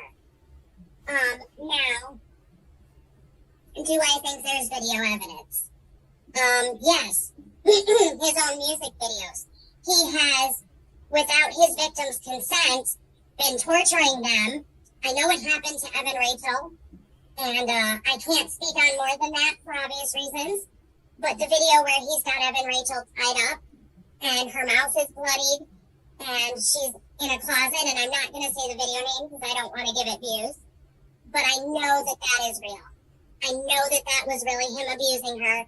I know the paraphernalia of what he does during abuse, and I know that that was not faked. And Evan Rachel herself has said that she did not consent to that video. She did not know he was recording, and he absolutely put that out there. That video is part of what prompted her to do the movie 13, actually. Oh, wow. Did not know that. So here's another question too. So with the video being out there, there's also I've also heard from other sources that a lot of his album art and album covers are also from his paraphilia as well. Yep. Yes, they are. The aborted fetus on the cross that had to be taken down, which was the cover of, if I am remembering right, Antichrist Superstar, the original cover. So let me go back. When you live your life with an artist, you get a lot of things when they're in the concept phase. I have the original version to the song 1996, where it's the same beat and the same music, but completely different lyrics, and it's sped up and slowed down in different spots. So sometimes I don't remember things the way the media release was because I don't pay attention to that. For example, I can show you something that he gave me. It's actually right here. And I actually have his original demo CD that he submitted to Nothing Interscope. So I have a lot of things. Let me just flip through here. I have a lot of things that were definitely not actually released. Like this CD right here, which we'll have to edit out probably, but for you guys to see. Yeah. Because again, if anyone knows what was given to who knows who has what. But I have a lot of alternative versions. I started saying here somewhere. It's actually a gold CD that's very clear, very see-through. Yeah, it's a presser. There's the version of Antichrist Superstar I have, which looks nothing like the release. Yeah, that's the one that I actually had a copy of that one as well. But I got that through a particular person out of Fox Rocks in Louisville. This right here, that's his actual demos in my lunchbox. Oh, that's a presser. Yep, that's a presser. This is his original demo that he submitted to Nothing Interscope. That's the one that's not supposed to be sold. Nope. I have a few of those as well. Yep, that's for review. Yep, that is legit, ladies and gentlemen. That is a legit presser. Those are the ones they send to the radio station so you can listen to them before they get aired. Oh, I've seen those before. Yes, indeed. I have a few Insane Clown Posse ones. And it literally says right on there, not to be redistributed, sold, or given. Oh, yeah. Yep. The case that came with it all says that too. And then when you listen to it every now and then in the CD, it says, "This is a promotional copy for radio station use only. Please do not copy this CD," and you literally can't copy it. DJ Khaled! DJ Noodles on the track. Yeah.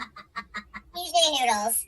Yeah, so, like I said, I mean, to me, listening and knowing you, Penny, for so many years and listening to your story, like, to me, I've never victim shamed anybody, you know what I'm saying, as far as that goes. And a lot of people are going around doing that. And I mean, what would be your exact words if you were to say something right now to the people out there who are completely oblivious and ignorant and taking up for or victim blaming or victim shaming? What would you say to that? I would say you guys are brainwashed, which is absolutely the basis of why someone like Marilyn Manson's persona works, because it's that capability to brainwash, and it's the, I'm going to tell you who I am so that you don't believe it and you think it's just art.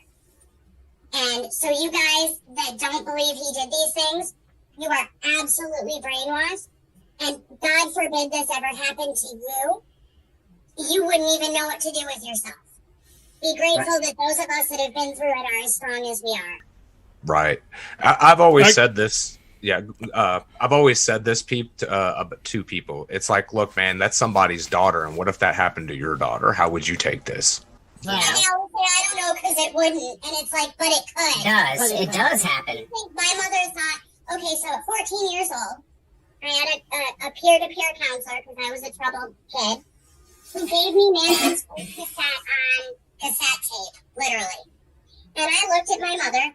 She didn't like the music, and she took the tape away. Said I could have it back when I was 16. And I said, that's okay, Mom, because someday he's going to love me. And my mom, to this day, would tell you that her blood ran cold, and she fully believed, as a prophecy, that that would literally be a thing that happened. By the way that I said it, and she, for years, tried to keep me, for the next couple of years until it really happened, she tried to keep me out of the places I was going. And I'll say this, at 14, 15, I did not look 14 or 15. I was definitely wearing clothes I shouldn't have. I was definitely, you guys have the picture of me at like 16, 17. So being 14 or 15 wasn't much different. So I was definitely not a drinker, not a drugger, which is how I managed to get into places I shouldn't have been. Oh, no thanks, I'm sober now. And I could get in any place I wanted with those words. those are very adult words to come out of a child's mouth. No, I'm sober now. You know what I mean? Mhm. So nobody carded me. I breezed through in my mini skirts and my big boots and my big hair, and everybody thought that I was 19 or 20 when I was 14 or 15. I can't name the places I went, obviously, because I'm back in pinpoint, but I was definitely in every goth club and circle where I should not have been at those ages. Right. Now, here's something that we can discuss, kind of on the edge. We won't go into the semantics or the specifics of it, but this happens a lot in the music and movie, Hollywood industry. How many NDAs have you had to sign? Okay, that's the other thing. Awesome. I'm glad you brought that up because I can't bring that up. But since you asked. But I can. Great. And I can answer, I just can't bring it up. Because speaking of NDAs, you say, so here's the thing. When you're dating someone on that level, if you go to a premiere, there's an NDA before you even do your makeup to get in that car. Especially if you're around other celebrities. If you, I don't know, what's another example? If you do anything on a big scale with this person, if they ask you to move in, your whole rental agreement is clouded by an NDA. Like, our first place together, I'm not even allowed to acknowledge where the place was or that we lived together. Like, I mean, I know I just did, but whatever. Right. Obviously, that's public knowledge coming out now. Mm-hmm. But doctor's appointments, you think HIPAA law is serious? NDAs literally mean that I could not go to somebody and say, hey, I'm ready to do this interview. You guys had to come to me and say, hey, will you do this? Will you speak on this? Because I'm not allowed to bring it up.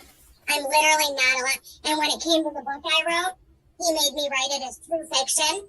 And he said he had to approve the entire book chapter by chapter, subject to change at any time. Any time. That means it could be already out in print. And he could be like, you know what? Now with everything going on, we're yanking that from the shelves. Right. And he can go, here's my agreement with her. Anytime it says. And then he'd have the right to take my royalties too. So my whole life has been one long saga of knowing who I am and where I came from, but not being allowed to prove it. When I worked for other artists, I was not allowed to say, so I have a really good well-versed background and I can definitely work with you guys. If I could tolerate this guy, nope, there's a gag order on that. So I had to be out here in the world trying to make my own name without being able to say that I ever worked for him, dated him, lived with him, was friends with him. And I was literally his PR assistant for a while. I was helping out with a lot of, his PR assistant got sick of him. He, if you remember in Dead to the World, he hit the microphone stand. Yeah. And was like, who the fuck is this guy? Yeah, let's fuck him up. Well, obviously, when that kind of tension is going on, someone else was helping out. Who do you think was helping out? Not someone else from PR management. Me. Who do you think was helping him run? Me. But can I put that shit on a resume? No. And you'll probably have to blur out the names, obviously, but who do you think was helping him do that stuff? Right. He didn't do that on his own. My 19th birthday, I got handed a record label. I'd never done that in my life. But I can't put that on a resume to try to work for another label. And he said if I ever tried to work for another label, he would make sure he knew about it and he would shut that down. Right. Now, I know. And he will tell me that I made you, I can take you away. Right. Now, I know for a fact that you've worked for other labels. Is this commonplace in other labels as well? Not to that level. Okay. Not to that level. I will say this. Most labels will tell you that in your resume you cannot discuss the goings on, the day-to-day, anything that could be considered label spying. You know, so if you go, okay, so-and-so's merch line runs like this. When you get to another label, no. That's a big no-no. But to be able to say that I'm not even allowed to say I worked for him, that's not even legal. But he's Marilyn Manson with the lawyers behind it to make it so. Right. So as being Right. As being a survivor, this puts a hamper on literally. You've had nothing but indentured servitude to this man. You're in the majority of your adult life. Actually, all of your adult life. Whereas when it comes to, and I'll say this because she's worked in many clubs over the years. In one of the clubs she worked at, I was actually working at the club first. Here she comes in, she gets everything. She gets this golden carousel as far as the outside world's concerned looking in. And here I am, the girl who started it, and I'm working with no name behind me, trying to build my own career up, and here's with everything. Now, I will say this, I can comment on their marriage, and the reality is she was not someone that was going to be controlled by him, and she always knew she could make her own way too. And I can say that much, and I can say that I don't know much about that situation. I definitely heard conversations between them, and she was not going to take his abuse. And at the time, I was on the phone with him, and I saw it as she was being abusive to him. But I know now that the reality is he had been abusive, tried to make her stay in the house, and she was not about that life, so she was fighting back. So I can't speak whether she did or didn't truly go through the things that the rest of us did, but I don't think she went to those things on the level that the rest of us did. Right. Now, here's another question, too, in protecting his image and being his wife, because we all know that wives cannot testify against their own husbands. They can't be subpoenaed in court. She has a prenuptial agreement with him that their prenup is so fucking serious that can't comment on anything from the time they were married. Yes. He's not even allowed to, you notice she has stayed mum through this whole thing. She is not allowed to discuss anything. And in return, he amicably divorced her. And I believe there was a stipend involved monthly, but I can't really discuss that. That's just my personal feeling. So that's nothing I know to be concrete, if you catch my drift. No, I completely understand. But whenever he moved on from partner to partner to partner, how was there the next partner's attitude towards you any different? Or was it, Yes, and you know what's very weird? Is he would start with the next partner as a friend. For example, Evan Rachel Wood. He and I were still technically together on one of our reconciliations when he started hanging out with her. And if you really do the math on it, I believe that at the time they started hanging out, she was 14 or 15. Didn't they meet on a set of a movie? Even different news sources are giving different ages for when they started dating. Some say 20 or 21, some say 19, some say 18, and some say 17. I honestly don't know the real because people in Hollywood, based on their agents' wishes, ages and birth dates are changed all the time. Right. Yeah, like Carlos Mencia is not Mexican. He's actually German. Even my birth date was changed at one of the labels I worked at because they wanted me to appeal to a certain age group. So, I mean, you can't really go by that, but I believe her to have been 14 and 15. Yeah, I've read other reports from other sources that they were on the set of a TV show or a movie when they actually met. It was the movie 13, I believe, actually. Or no, not 13. It was the one she did before that. 13 she did because of the other video. I forget, but I know that you're right. And was it Across the Universe, maybe? Was that before 13? I believe so. I'd have to Google that, to be honest. But like I said, I know it was either on the set of a television show or a set of a movie that, where it all started. And, don't quote me on it. It's just something that I've read. And, out there's going to be a lot of stuff. But, I'm just kind of glad that you came forward now with this, Penny, than having to come out, 2 weeks, 3 weeks, 4 weeks from now when all these other people, these other victims, these other survivors are going to start coming forward too, and it's just going to kind of frustrate everything. Well, you asked me like 2 or 3 days ago when it was first breaking, oh my God, what's your thoughts on this? And when I told you and you were like, well, do you want to, tell your story? And I was like, absolutely. I was jumping at the chance, to be able to talk. And the good news is now me doing this interview, nobody else is allowed to ask me. I was allowed to grant one interview. With speculations and stipulations. So nobody is allowed to ask me, even if they figure out who I am. Right. And us go, me and Sinister going over the long list of things that was written. It was like, yeah, we'll avoid this, we'll avoid that. Just because we want to protect you, and of course we want to protect ourselves. Well, I don't think that for every one thing we're talking about, there's 10 things that are on my NDA list. So know this, just what you're hearing isn't even the tip of the iceberg. That's another thing I'd say to the brainwashed folks out there. Wow. For everything you hear, there's 10 things covered under a 5-page NDA that we can't talk about. Right. And that goes for all of us. Right. And so, the thing I'm going to see is with the FBI getting involved, they can overturn those NDAs. I'm not sure on that. I'm not sure.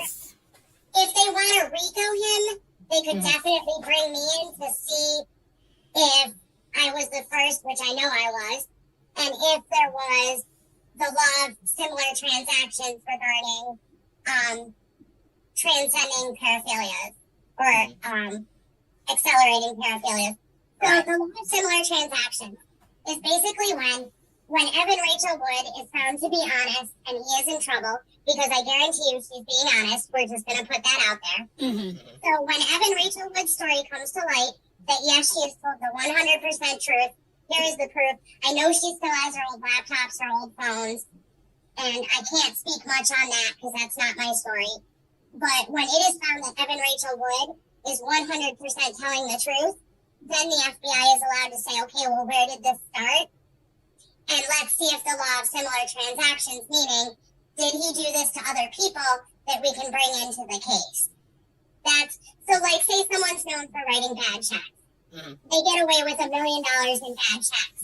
Then the person investigating, the detectives, will go back and say, well, when did he write the first bad check? What group was involved with him then? And so then they can say, okay, this person has the law of similar transactions, meaning they've done this before, in accelerating pattern, meaning it's gotten worse and worse. The first time they got away with $50, the second time they got away with $150.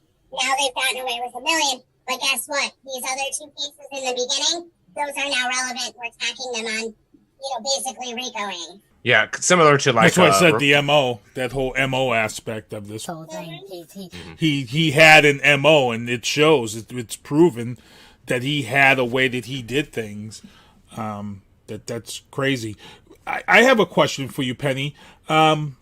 Question for you is, how did you break that control, that hold? Because you seem like you're away from that now. Like you can talk about this, and how did you break that grip? How did you let him know that, you're not going to be there for him in that way anymore? It took me meeting my current partner. We've been together since 2015. And I knew my current partner was not going to put up with his bullshit the way previous partners had. My current partner actually did step to him in a phone call once. Nice. And said, listen, we're not doing this anymore. Penny is not available for your bullshit anymore. Nice. If you want to be here as a friend, and if you want to, how do I word this? Because there's aspects of the case that I obviously can't discuss.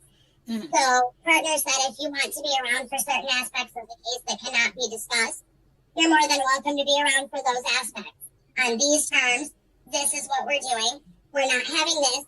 We're not having to push me, pull you. And Penny is not available for that anymore. And she's told me that because she knows you are a weakness, that she will not necessarily stand up to you. And it was funny because after my partner did that, I had no problems. I was like, this is my forever person. This is the person that's not going to let me, and again, some things are composites in my case too, because I'm protecting the identity of those around me as well that don't want to be involved. Exactly. And that's the whole thing is, it's not just like I'm done protecting the artists anymore, and I've dealt with this with certain other bands that shall not be mentioned, but you know who I'm talking about.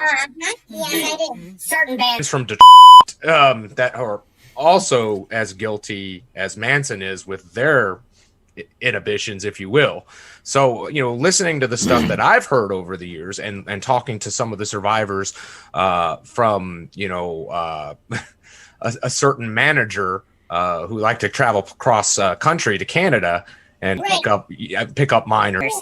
And then wound up getting fired from the label because of it, and then they scooted it under the rug. Like, oh no, he just wasn't doing his job. Well, I think what people fail to see is all this bullshit runs rampant in the music industry, because once someone is given all that money, all that power, they abuse it. It's why didn't make it big. Because all of a sudden, lead singer's on drugs, he can't be found, label folds because I'd had enough. Manson had enough. I'd had enough of Manson and chasing them all down. I was a Manson wrangler for years. Half the time that the label couldn't find him, they'd call me. Is he with you, Penny? No, he's not. But even if he were, I couldn't tell you if he were standing right here, right? And half the time he was with me and half the time he wasn't. And I'd be like, how do you lose 150 pounds of doped up rock star? What the fuck? When you're calling me, a regular everyday person, to try to find your rock star, I'll tell you what, people ask me what my favorite goddamn horror movie is. You know what I tell them? Get him to the Greek. Horror movie. Oh, man. The only difference is they would not pair a Jonah Hill exclusively with an Elvis Snow.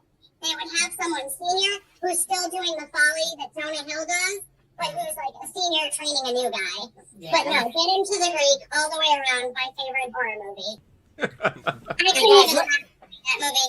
I just sat there like, wow, y'all don't even know. Wow. We're actually coming up on an hour. This was probably one of the fastest interviews that I've ever freaking done. Again, we are talking to Penny Lane. She's a Marilyn Manson survivor, and as we said, we've got her voice and her video covered to protect her. As this case is, yes. So because this case is blowing up, like I said before we began this show, Wes Borland came out 3 days ago. Trent Reznor 2 hours before we started this show, and I can tell you right now, just because of who he was, this isn't ending anytime soon. This is coming out. And it's going to keep going. Here's what's very telling to me, if I can interrupt. Manson himself has not reached out to me. I can say that with 100% certainty. His PR team has scrambled, asked me what I'm doing. We've had other instances like that in the past. A few years back when the gun props fell on him, I had spoken to him with his head injury. He didn't remember me. He said, Penny, I knew a Penny once. She was awesome. He was all messed up. I was talking to a family member, and I said, oh my God, Manson's in such bad shape. I don't know if he's going to live. Family member said, well, that's funny, because his team released a statement that he was released from the hospital right after it happened. I said, oh my God, I got to go. I don't know why they'd be lying to me. Maybe it's more serious. Maybe they're going to throw in a lookalike, because they've definitely done that with him when he's too fucked up. She didn't hear that from me. And so it used to be his cousin who has since passed. So I said, I gotta go. I need to figure out what's going on. At this point, 20 plus years, they've never lied to me. Let me find out. I'll get back to you. And I forgot to get back to the family member. And 3 days later, I got a text. Oh my God, I'm so sorry. Of course I should have believed you. You've always had the scoop before everybody else does. I can't believe I was so stupid. I'm really sorry that I doubted you. And I said, why? What's going on? And the person said, well, they've just released an official statement that he's had to have, steel plates and rods put in, and that he's in critical condition. And I'm so sorry I didn't believe you. Are you going out there? Are you going to sit by him? And by this point, I was with my partner already. And I said, honestly, I don't know. It will have to depend on the partner's feelings, and it will have to depend on the attitude that's presented to me if I'm asked to go out there.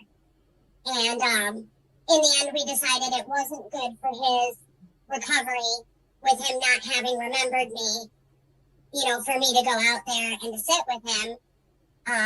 We thought that would be detrimental to his recovery. And he was getting sober off drugs. And then, of course, what do they do when you have an injury like that? Anybody? They pump you full of drugs. Full of drugs, yep. So then you've got the incident where they've They've started wheeling him out on stage, strapped to that big gurney thing. His pants fall down because he gets up off it because he's all doped up. If you look at it, it's actually tragic. So here's the thing. His abuse fed into the record label, and their abuse fed into him. He has always been a show pony. I have always pitied him. I have seen him in no condition to be on stage, and they will do things like truss him up in that big contraption, wheel him out there, and mic him up. He was in no shape to perform 4 days after that surgery. No shape. And then you wonder why a couple of weeks later he's able to get out of the contraption and walk. So he does, and his pants fall down because he's too doped up to pull them up. And security, and I think the video's off YouTube, but I sent it to Rick before. And he comes out, and they have to pull his pants up. And I literally yelled at him. I said, in the late 90s and early 2000s, you were a goddamn revolution in a box. And now you're so doped up, you're out on that fucking stage, you can't even pull your goddamn pants up. I would go so far as to say that now the rebellion is wearing you, and it's the equivalent of a goddamn Walmart uniform. Fix your shit, my dude. Right. I remember seeing the video myself, and he's sitting there threatening to fire his security guards for not pulling his pants up. And now it's gone off YouTube. You can't find it. Yeah. I remember seeing that video. I downloaded it because I have a downloader app, because I do that on purpose. And I'm not going to lie, I'm not innocent. There's been times when he has pissed me off to the level, especially in later years, where I'll be like, remember this? Time to shut your whore mouth and leave me alone, isn't it? Like, because that's the thing. I don't take his shit anymore. And he hates that, but it's also the thing that keeps him coming back to me. Right. You took that power away. Yeah. Power, exactly. Topping from the bottom, they call it. And then they want to test you to see if they got a little bit of that power back. Hey, we're at the hour mark. Quick interview. Is there anything you want to say to anybody out there that might be hearing this story, but in the same situation that you were in? Okay, so the important part is, first of all, for all the people out there that don't believe the victims, remember, you know the glossed up, trussed up, made up persona that the label and the PR team wants you to know. If you do not know a person in their day-to-day life, and sometimes even if you do, people always slide one under. But if you do not know a celebrity personally in their day-to-day life to see what goes on and what their team covers, because that's the real measure of who a person is, how good their PR team is to cover this stuff.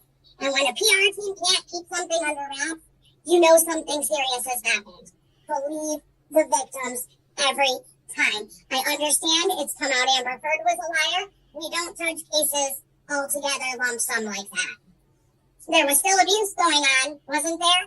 It just wasn't the way it was portrayed. So there was still abuse in that Hollywood couple. It was just reversed from what you were led to believe. So first and foremost, unless you know the particular celebrity in person, do not victim blame. For anyone out there that's going through this or that's been through this, my heart is with you 100%. And I'm sorry that you've lived through it, because as funny as some of my moments are, the reality is the terror I felt back then was nothing like the confident person that you see today. I have had to build that, and you can build it too. Don't let someone tear you down. Don't let someone isolate you.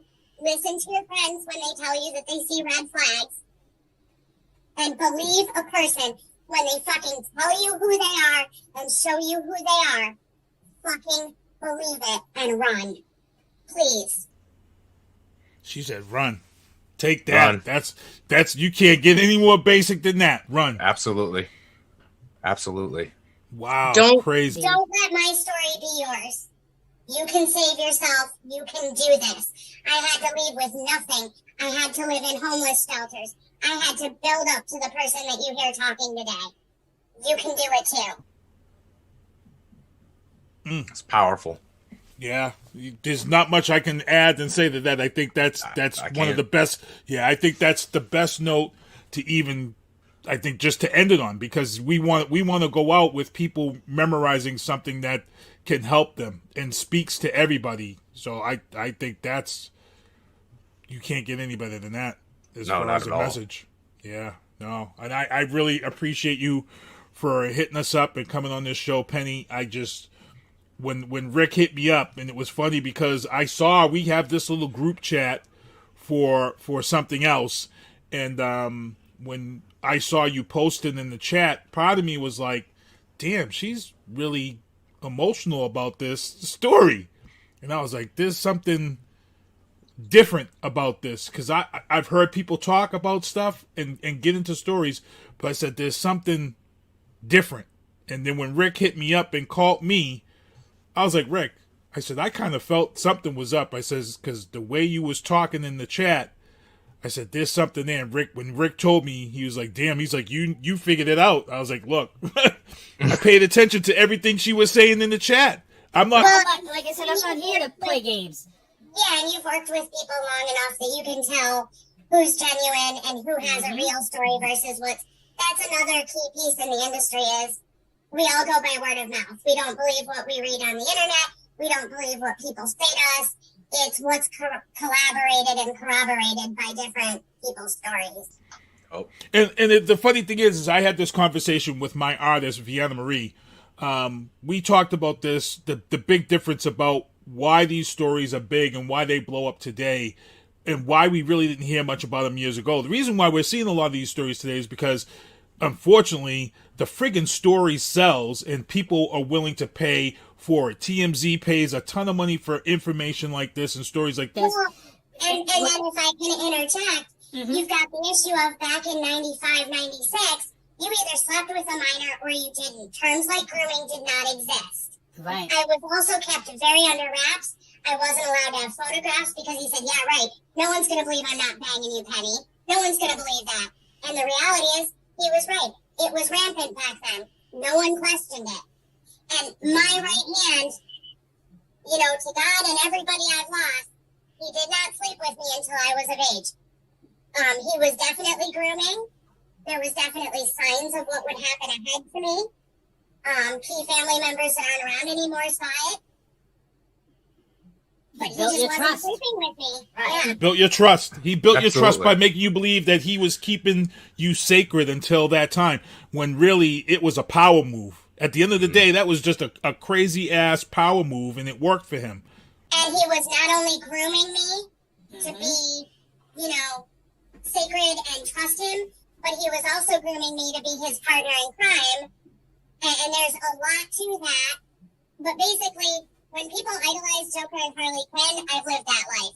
Stop it, it ain't cute. Because that's literally what I went through. I've heard you make that statement before. Yeah. Heard you make that statement before. I mean, it's true. Be a Gomez. Be a Morticia. Do not idolize Joker and Harley. It is not cute. It hurts when you're laying in bed and you want that person to call and you think it's romanticized and pretty, and then they come back with a sledgehammer to your head, you know, in cartoon terms. It's not cute. Cut it out. Looking at you, ladies. Cut it out. You want a Gomez, not a Joker.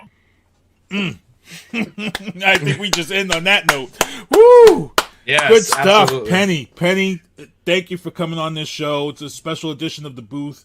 I got to thank you for putting everything out there, being straightforward with me and Rick.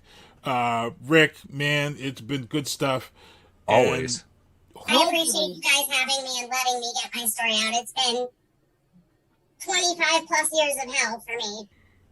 Yeah, and like I said, it doesn't look like it's ending. Like I said, everybody's coming out the woodwork now on that alternative music side. And I can tell you one thing's for sure. He won't be on the new Matrix soundtrack because he's been on every Matrix soundtrack. He won't be on this one, so he's going to be canceled from that. And by all means, support the other artists he's worked with. Support Peru with his, you know, what is it, 25 Years in Hell book, which is pictures of Manson, but you're supporting Peru, you know, or Peru. Support Neil Strauss. Go find other avenues to support so that you're still feeding your Manson, I guess, addiction in a way, without letting him profit. And, you know, it's what it is. Feed those other artists, find new things to like, and explore. You've got a whole computer at your fingertips. Find other avenues. Absolutely. All right. Nice. Rick, anything you want to say before we head out of here? Man, I'm good. Like, this is one of the very few times you'll have me not have a word to say at this point. I'm good.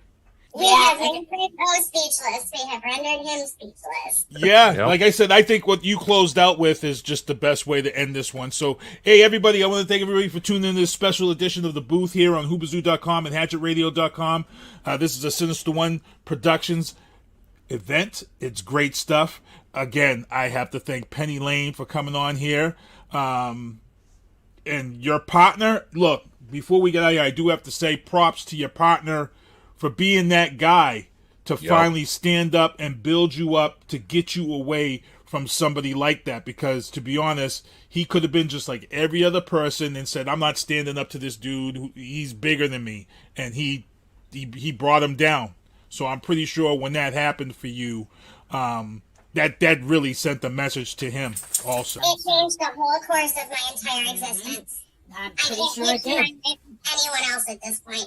Yeah, I'm pretty sure it did. And I'm pretty sure it changed his mind a little bit too, because, you know, when you got somebody that's going to be your ride or die, you know, that's when somebody realizes, oh, man, I lost my ride. This isn't going to happen anymore. There is no die here. It's only ride or ride some more. And it's like, I got so sick of the years with other people going, well, what's he like to sleep with? How big is he? What's this? What's that? All kinds of disgusting questions. People acting like I'm in the wrong because I had this relationship. And now I have this person that's never going to do that. And anyone out there can have that. They just have to say no when they see red flags and do the right thing. Anyone can have this life. Nice, nice. Great stuff. All right, everybody, we're going to get out of here. Take care. See you guys in a few weeks. And I'm going to let SpongeBob take us home. Peace. Well, see you next Tuesday. Thank you for listening to The Booth on Hoobazoo and HatchetRadio.com. Please follow the Facebook page and subscribe to the podcast at Apple Podcast, iHeartRadio, and Spotify. The Booth is a Sinister One production hosted by Sinister One. I've got to start hanging out with friends that are a little more intelligent and understand politics and stuff. It's just that I'm up on this level up here, and all my friends are down here. Me, nah. You guys, nah. Maybe a little more down in here. Screw you guys, I'm going home. I smoke, I drink, I do my thing. These bitches hating, so you know I got to make it plain. Don't do cocaine with your chick, my main. We stick together, true forever, yeah, you know we bang. I miss those days, which was easy. If only I make it, bitch, don't repeat. Now that I done upgraded, I've been upstate, and y'all think I'm playing. And I got a hit now for these weak assholes who think I ain't slaying. Try me, and I'll probably end up laughing, cause I never back down. I'm that chick with a clean ass whip. I don't need that shit, I got my own now. I get hurt, I get tired of fussing, fighting, guess I gotta crack down. Don't mess with me, cause on everything I'ma have to bring the whole city out. WHOOBAZOO, that's Hoobazoo.com. Enter website.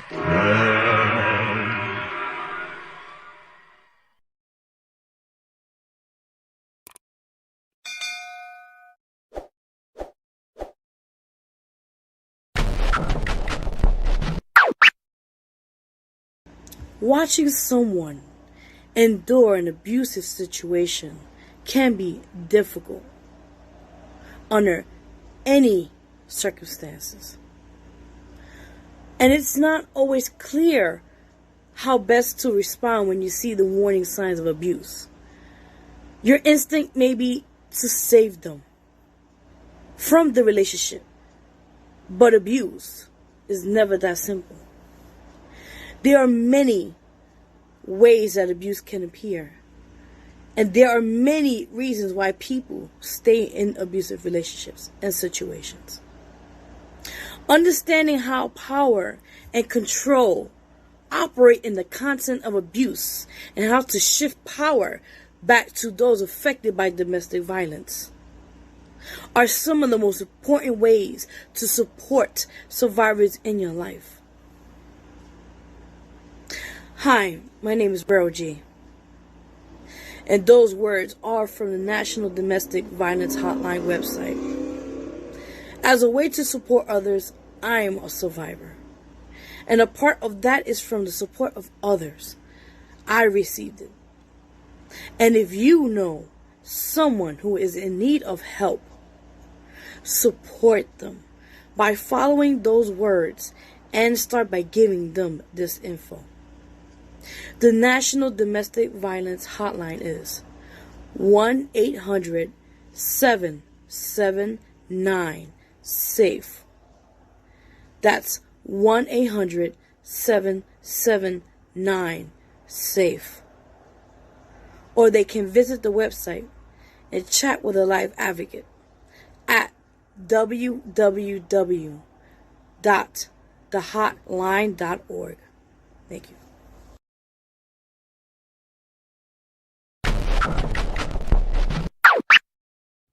Watching someone endure an abusive situation can be difficult under any circumstances, and it is not always clear how best to respond when you see the warning signs of abuse. Your instinct may be to save them from the relationship, but abuse is never that simple. There are many ways that abuse appears, and there are many reasons why people stay in an abusive situation. Understanding how power and control operates in the content of abuse and how to shift the power back to those affected by domestic violence is some of the most important ways to support survivors in your life. Hi, I'm Renee Lynn Gonzalez, and those are the words from the National Domestic Violence Hotline website.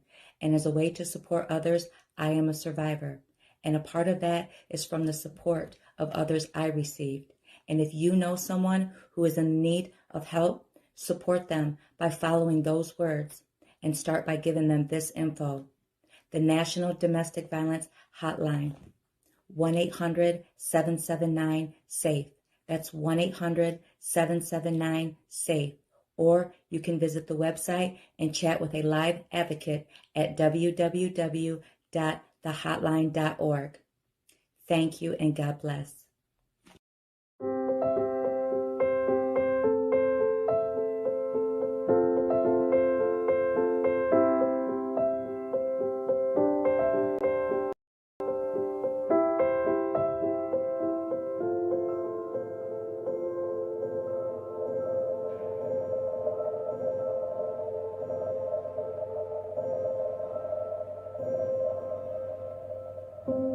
We're here when you're ready.